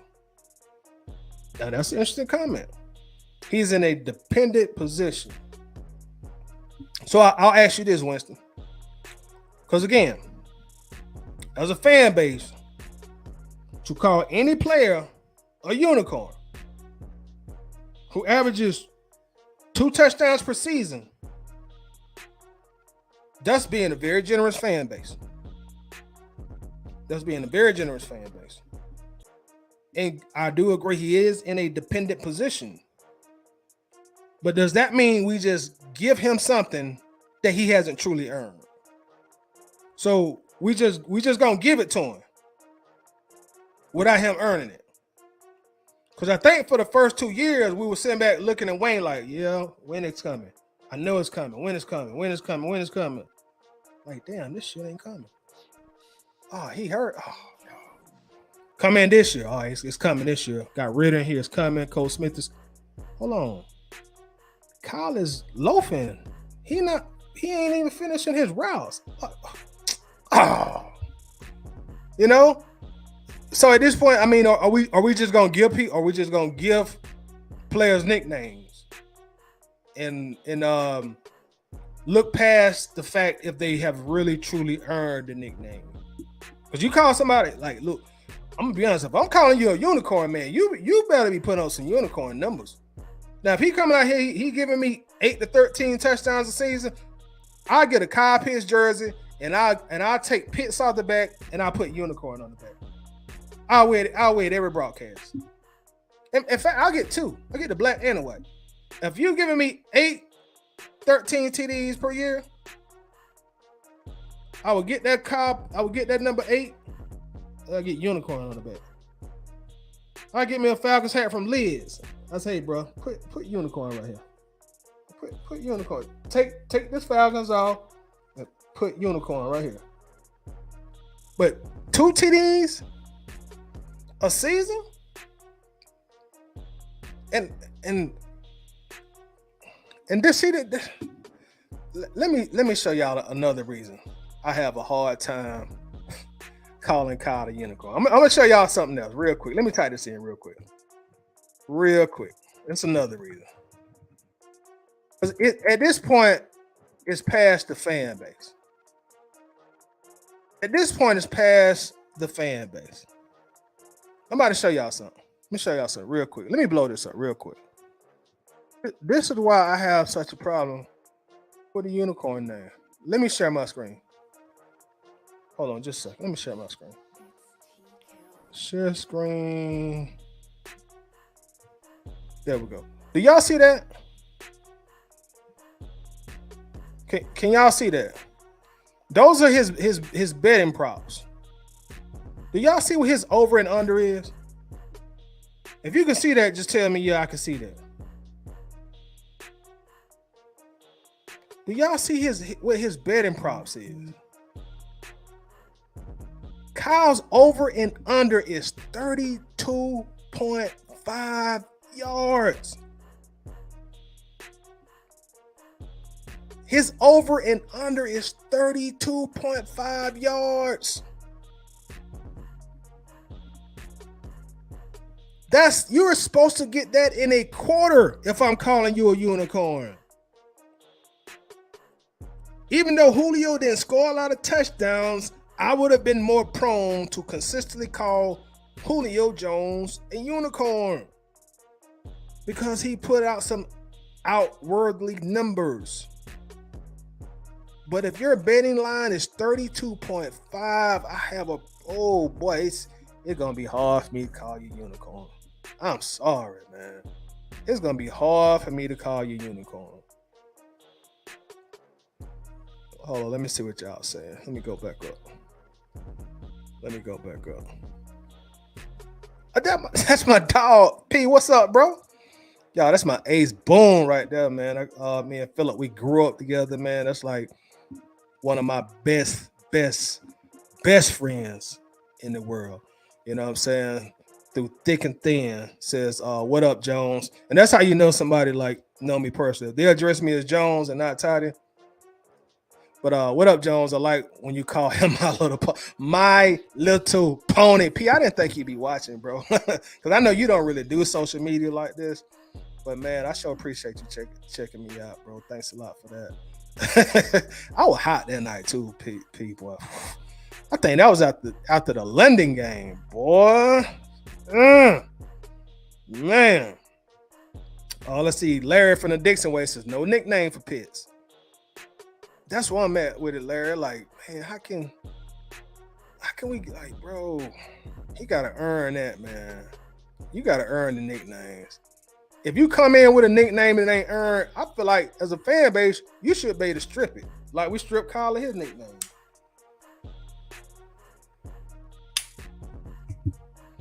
But hopefully he'll get it back. Shot of Red says 4 TDs in 3 seasons ain't unicorn worthy. Cheers. I definitely agree. Definitely agree. Larry says from the Dick's Way, so I'm watching an interview with Arthur Smith and he is low-key throwing Rid under the bus. Oh, I didn't see that. What's that? The post-game show? I didn't see that, bro. What he saying? Wallace says, Toddy, we still have to put it into perspective because Pitts had 1 TD with Matt. It is because he was the only top receiver on the team that season and defense was taking him away. Wallace, you know I love you, man. But see, that's what we enter in the territory of excuse making. Because again, if I'm calling you a unicorn, it's like Pac said in that song, Against All Odds. If you're the only receiver, so be it. You the unicorn. That's why you get that stature of a name to be called a unicorn. So, you know, at that point, we just got to call him Kyle. If he can't defy the odds that the average player can't defy, why should he get a top level nickname?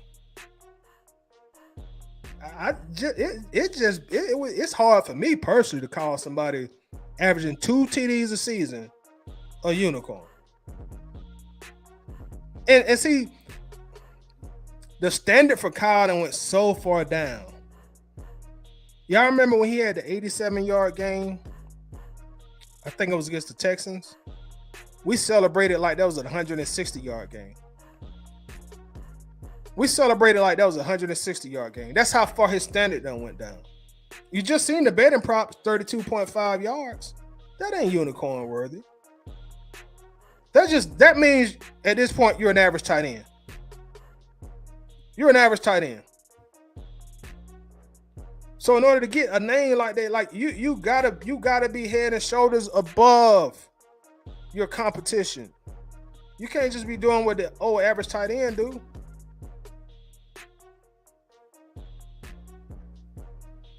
Red says that this pace Pitts will finish with 10 TDs for his entire career. It's trending that way. It's trending that way. G says, Todd, is it time for some of this heat to be directed towards Terry, or is it too soon? I'll say this, G. I would say let's wait to see how we finish this season. If we finish this season, Kyle has another down year. Ritter becomes an utter disappointment. And Bijan don't get his juice back. Then it's time to bang on Terry Fontenot at that point. Yep. It's time to bang on him. At that point, it would be time to bang on Fontenot. So I would say let's wait to see how this year plays out. But it ain't too early to have that discussion. I'll say that. But we're still 3-3 right now. And this is not the type of season that we envisioned, that we were told we would have at all. Red says, you don't draft the tight end with the 4th pick and you beginning a new regime. Let me ring the bell on that. Let me ring the bell on that because I agree. Just completing the moronic to start the Arthur Stiff era. Miller Mill says he gave Julio yards but no TDs like that. Yeah, that now Julio would put up hella 5 yards. Julio would put up hella 5. He just couldn't consistently get in the end zone. But the thing is, when you watch, the thing with Julio, sometimes you just had to go with your eye test too. But I'm not comparing the two, but when you looked at Julio, young Julio, not old, broke down, but young Julio, when he first came in the league with the dreadlocks, young, straight out of Alabama Julio. When you looked at him, you looked at Pitts, you saw Julio was just way more of a raw, freakish talent than Kyle Pitts is. From the power to the speed to the jumping ability and to the toughness. Granted, Julio started to get hurt a lot at the end, but Julio was tough. Julio was a tough receiver. Y'all remember Julio catch that ball? Oh, I'm not running out of bounds. I'm about to pain somebody. One of y'all little cornerbacks are about to get pain. And Mr. Free Safety or strong safety, I will pain you too. Julio was tough. Julio was a tough receiver. Him and Kyle about the same type stature, but Julio was way more tougher. So just some differences between them two. Let me go down here and catch some comments I haven't seen yet. Rodney, what's up, Rodney? How's it going? Says, no, let's just draft the running back in the first round and call it 5. Motion play, action pass, play 1 on the 1 yard line. Hey, that's your boy Arthur Smith, and we're gone.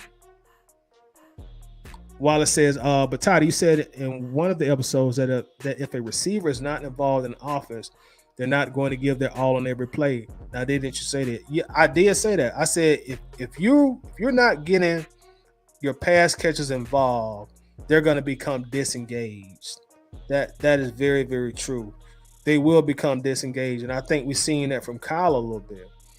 But over and beyond that, Wallace, I mean, him not producing and him being disengaged, I can't say, well, I'm going to overlook that and I'm going to call him a unicorn. At the end of the day, he's still not producing. It all depends on your production. Like, are you producing?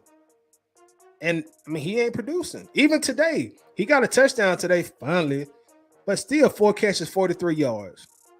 And that's the 4th overall pick. 4 catches, 43 yards.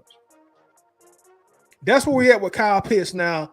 that 4 catches and 43 yards and 1 touchdown, we like, okay, Kyle had a pretty good game. 4 catches, 43 yards, 1 touchdown. We're not calling that a pretty good game for Kyle. That's how far his stock done dropped. That's how far the stock done dropped. That's not even half of 100 yards. Coach says all this will be changed when Desmond Ritter's bench, mark my words, because Heineke is actually a good quarterback. Was just on the trash team with no good players. I hope you're right. And we lose to Tampa, man. We're going to start entering that territory of seriously talking about bringing Heineke into play. We really will. We really will. Rodney says we did the same thing to Julio. Nicknames aside, how is Pitts going to produce if we rarely call plays for him? See previous comment, ran out of characters. Hold on. Let me scroll back up. I don't see another previous comment for you. Unless you continuing it from your first one. But let me read this again. We did the same thing to Julio. Nicknames aside, how is Pitts going to produce if we rarely call plays for him? See the previous comment, ran out of characters.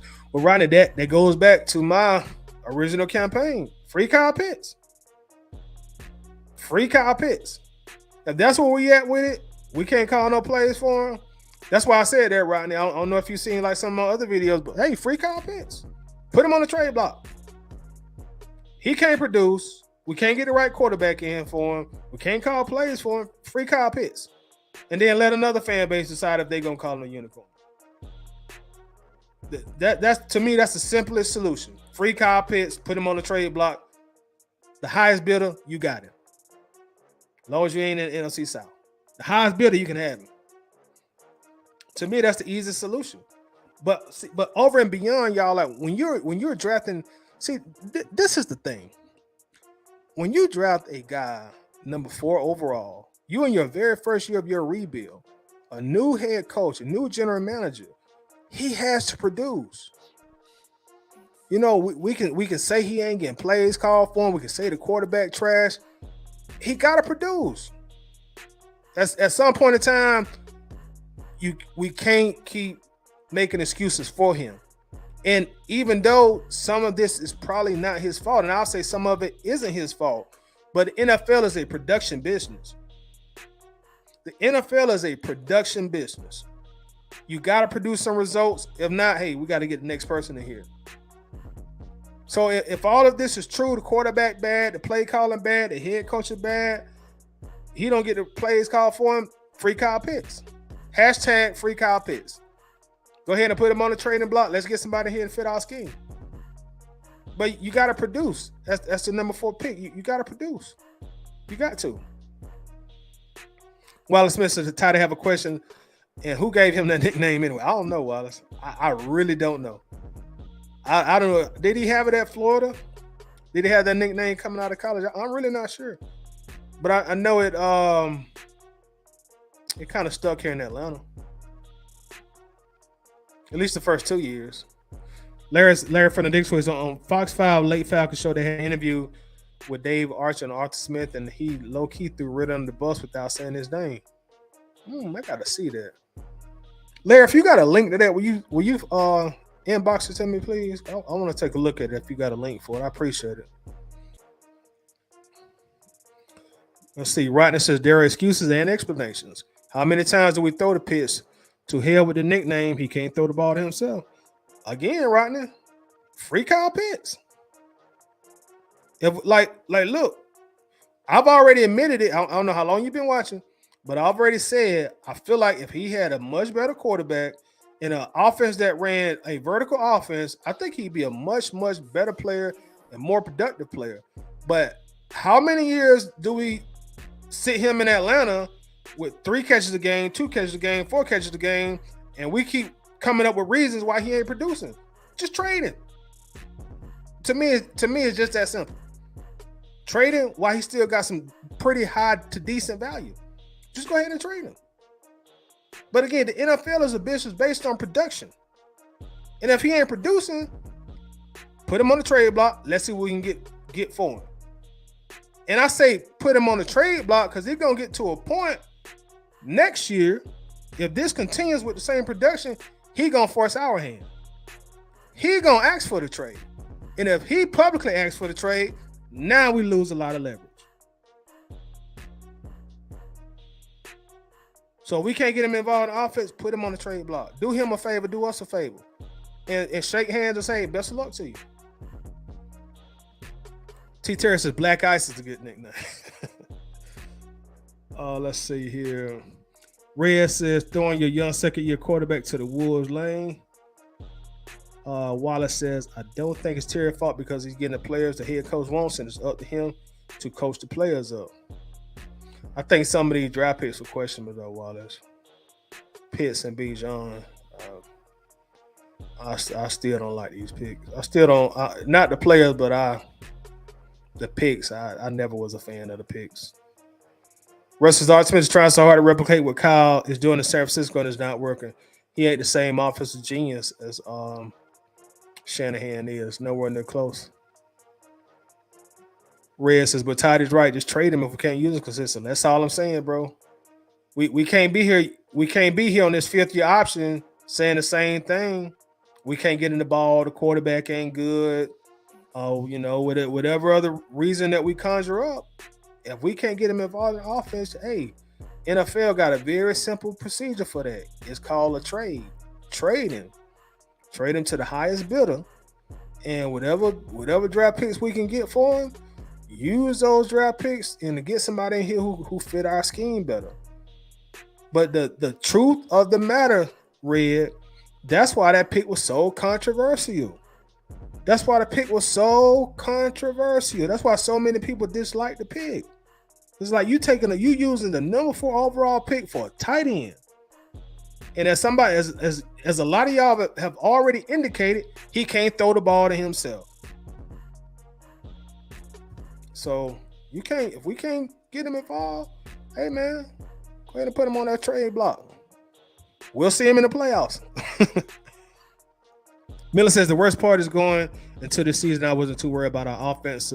Yeah, I wanted to see Ritter, but I thought he would be able to just manage through. Boy, was I wrong. It's looking that way now, Miller. But I'm going to try to remain somewhat positive. I guess the bright side is we are still 500. And even though it ain't been but one game, we're still undefeated in the NFC South, and we can go 2-0 next game. I'm trying to find a silver lining. I'm trying not to be all doom and gloom, but after a loss like today, man, it's just heartening. It is. Winston says, "How can you produce with a quarterback in a dependent position?" I've said it like 4 times already. Trade him.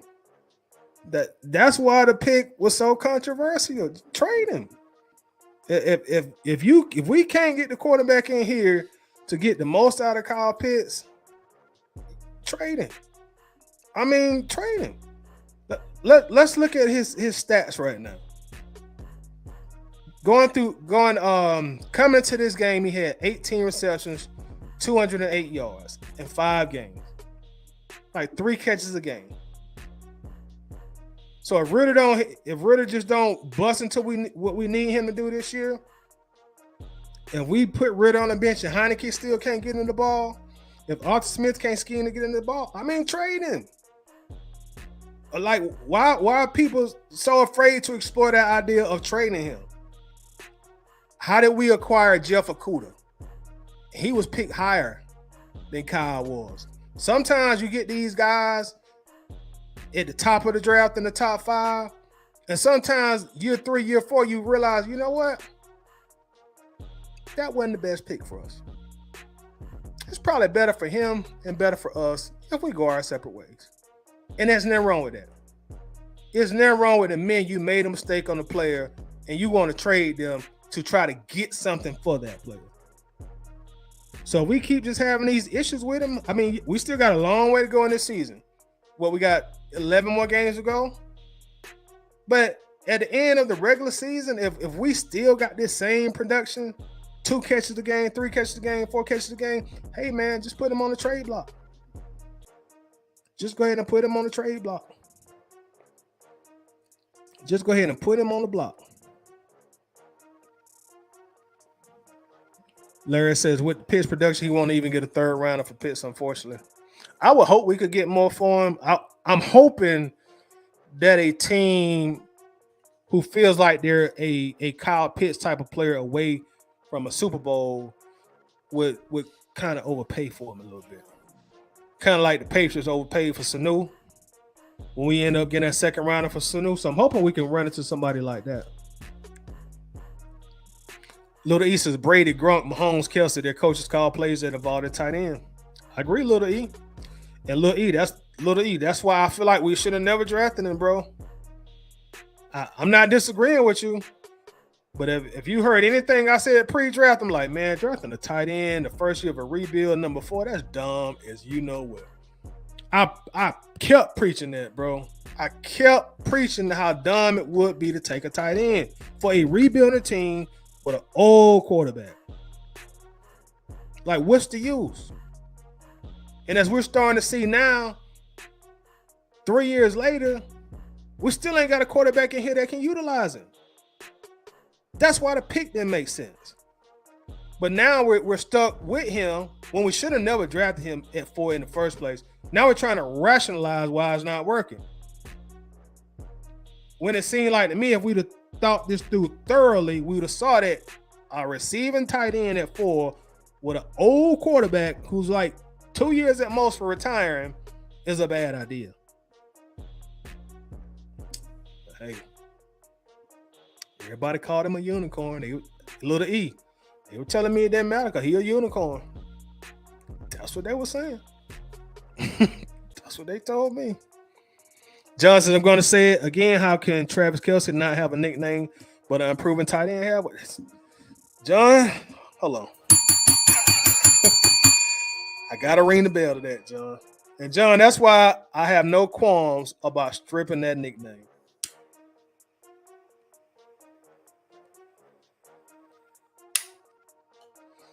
Because it's hard for me to call somebody with averaging 2 touchdowns a year a unicorn. In a 17-game season. Rodney said, I feel you. We didn't need yet another skill position to draft either. Terry drafts well, but the focus is on our offense because of the coach. Bring in the beer at this point. I've kind of questioned all their first round picks since they've been here, bro.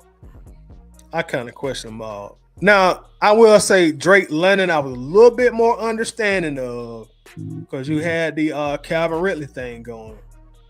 But Pitts and Bijan,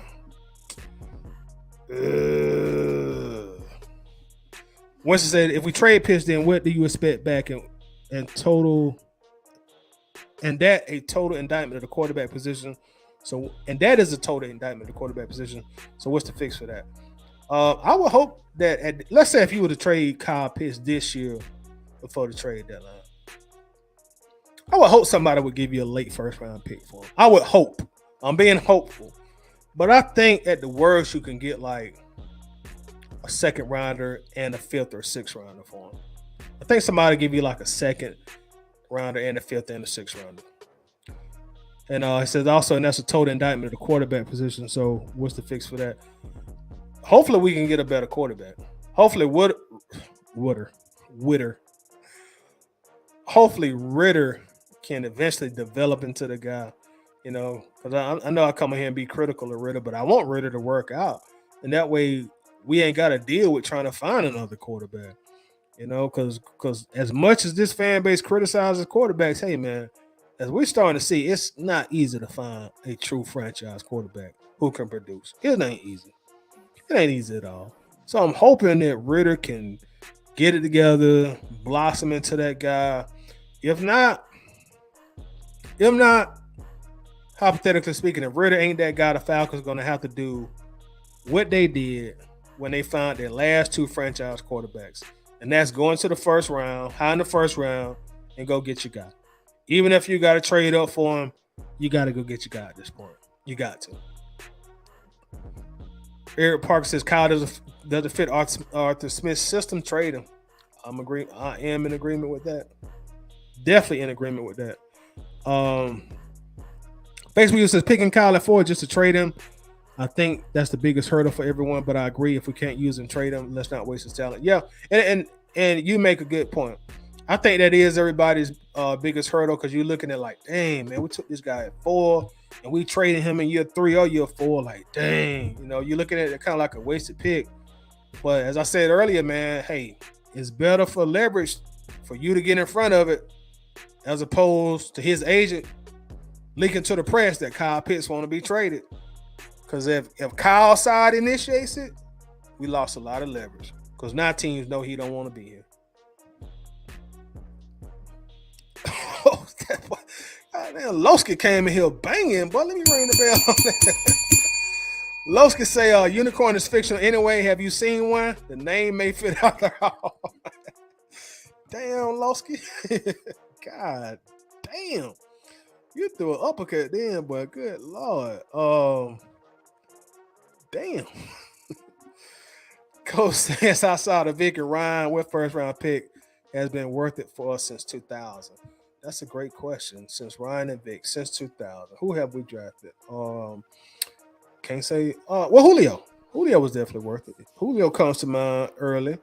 I thought Kenu Neal was going to be worth it. He started out very promising, but he's just going to stay healthy. But to answer your question, definitely Julio. And the jury's still out on Bijan and Drake. I think if going back to quarterback, I mean, you get Drake London a real quarterback, man. I think that boy can eventually become a real stud. Drake is a very good wide receiver, man. He really is. Terry says, Toddy, you are so right and wrong. He's coming off leg problems. All right. Well, what was he doing, T. Terry, last year before he got hurt? It was the same production. The same production before he got hurt last year. And I know he had Mariota, but then that leads us back to the other part of the conversation. Why keep him if you ain't got the quarterback here to utilize him? That's ultimately, y'all. That's why taking a receiving tight end at 4 was just not a smart idea. Because you got to have the right quarterback here. Now, let's rewind. If Jacksonville was in that position and they already got Trevor Lawrence, that's a perfect pick for Jacksonville. Perfect, because you already got your quarterback. If CJ Stroud was already in the league his first and second year, that's a perfect pick for Houston because you already got your quarterback. We didn't have a quarterback. We went from Mariota to a third rounder. So it was always a bad pick for Atlanta, in my opinion. I'm gonna keep saying that it was a bad pick until Kyle Pitts and the Falcons prove me wrong. It is not Pitts. I just feel like the pick was bad. I just feel like the pick itself was bad. Winston says, so if you're hoping Ridder be the guy, why trade Pitts? Why keep Pitts? Like, I really don't even understand the line of questioning. Like, if Pitts can't produce, what's the point of keeping him? I really feel like if Pitts don't become a more key ingredient of the offense, he's gonna eventually actually be traded. That's why that's how I feel. And let's say if he don't actually get traded, the last year of his rookie contract is next year. Then you got to decide on the 5th-year option. I feel like the Falcons are gonna feel like they gotta give him the 5th-year option because they don't want to look like they made a mistake. So now you're gonna be looking at paying him about $14-15 million a year. And let's say the production don't increase. So you okay with giving a guy $15 million a year for 40, 45, 50 catches a year? It's almost like we're going in circles with the Kyle Pitts thing. Like, if we can't get him involved, if Ridder can't eventually become the guy, which I hope he do, like why hold on to him? Why risk overpaying him? Why overpay another pass catch? I mean, I don't get it.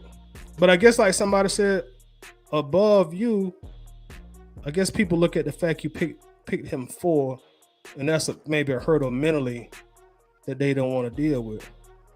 But sometimes you just got to admit to yourself, hey, it wasn't the right pick. Ain't that wrong with the minute? It wasn't the right pick. Right, and force to trade picks for picks and use those to trade up in the stat quarterback draft.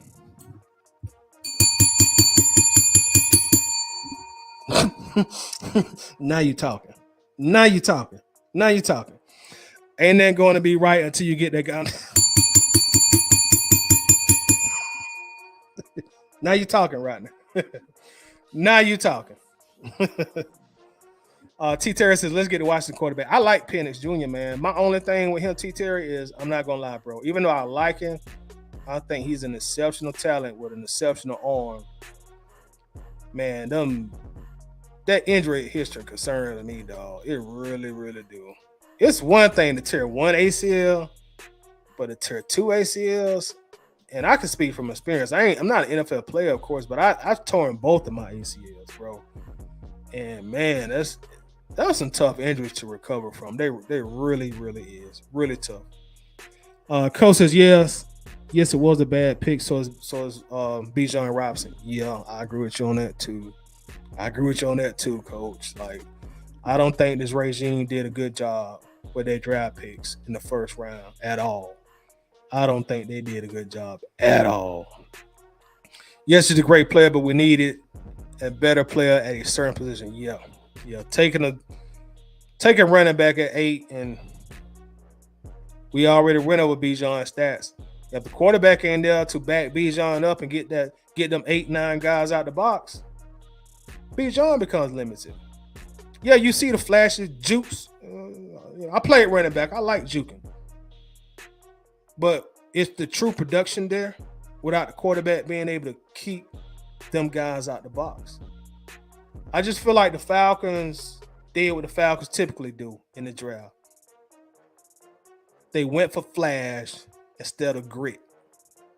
I wish the new administration would have went into this draft looking for grit, but they went for flash instead of grit. I would have preferred the grit instead of the flash. Those flash positions, running backs, dime a dozen in the NFL. And the thing about the running back position, the great ones, they have such a damn tough time getting a second contract. When it's time to pay them, teams be like, nah, you about to fall off, buddy. We don't want you no more. But hey, he here now. I ain't got no choice but to support him. But I love Bijan y'all don't get it twisted now. As a person, I love Bijan Robinson. As a person, outstanding young man. You know what I'm saying? Very high character. Carries himself the perfect way you want a player to carry yourself. But that don't mean that win a Super Bowl. But I love Bijan as a person, man. Nothing against Bijan as a person. As long as he here, I'm gonna root for him, man. I love watching him. I love watching him play football. He's very exciting. Tighter, but if you start trading your top picks, how does the owner look at the GM or head coach then? Now that's a great question. That is a great question. I think in this particular scenario, if you go to Arthur Blank and you say, look, this is where we at. This is what we've got from Kyle Pitts in 4 years. You know, obviously this isn't working. This is what's on the table. If you got a second round and a fifth rounder on the table, I don't really see your owner having an issue with that. I can't speak for Blank, of course, but I don't see him having an issue with that because at that point, you got some good draft capital, and then the owner himself, he can avoid overpaying a guy. You know what I'm saying? Because no matter what, you still got to break Kyle Pitts off a lot of money with that fifth-year option, and then when you sign him to his second contract. But Millie Mills, at the end of the day, you're right. It can be a sticker situation. It can be a sticker conversation. But I think it's better to try to get something for him than to just let that fourth-round pick become a utter disappointment. And right now, Kyle Pitts is becoming an utter disappointment because we're now championing. We're now parading him getting 4 catches for 43 yards and 1 touchdown. For the number 4 overall pick, that should be like a down day for him. That should be a down performance. You know what I mean? But listen, y'all, this has been too real. You know what I'm saying? Good conversation, good dialogue. We are now 3-3, about to head to Tampa. We got to get this win. It's gonna be a division game. So we got to get this dub, man. This could be a season defining game for us. Uh, I just don't like this team chances climbing out a 3 and 4 hole. So let's go to Tampa, get this dub, get back over 500, and then this time next week, that way, it'll be a more lighthearted post game discussion. But I'm about to get out of here, y'all. I will be back tomorrow to do the player grades. I'm gonna try to do those probably around 4 o'clock, 3:30, 4 o'clock. I'll try to do that, and I'll try to set a reminder also on the YouTube page so y'all know the time exactly that I do it. But as always, man, it's been real. Thank y'all for y'all time. I'll see y'all the next time I see y'all. God bless.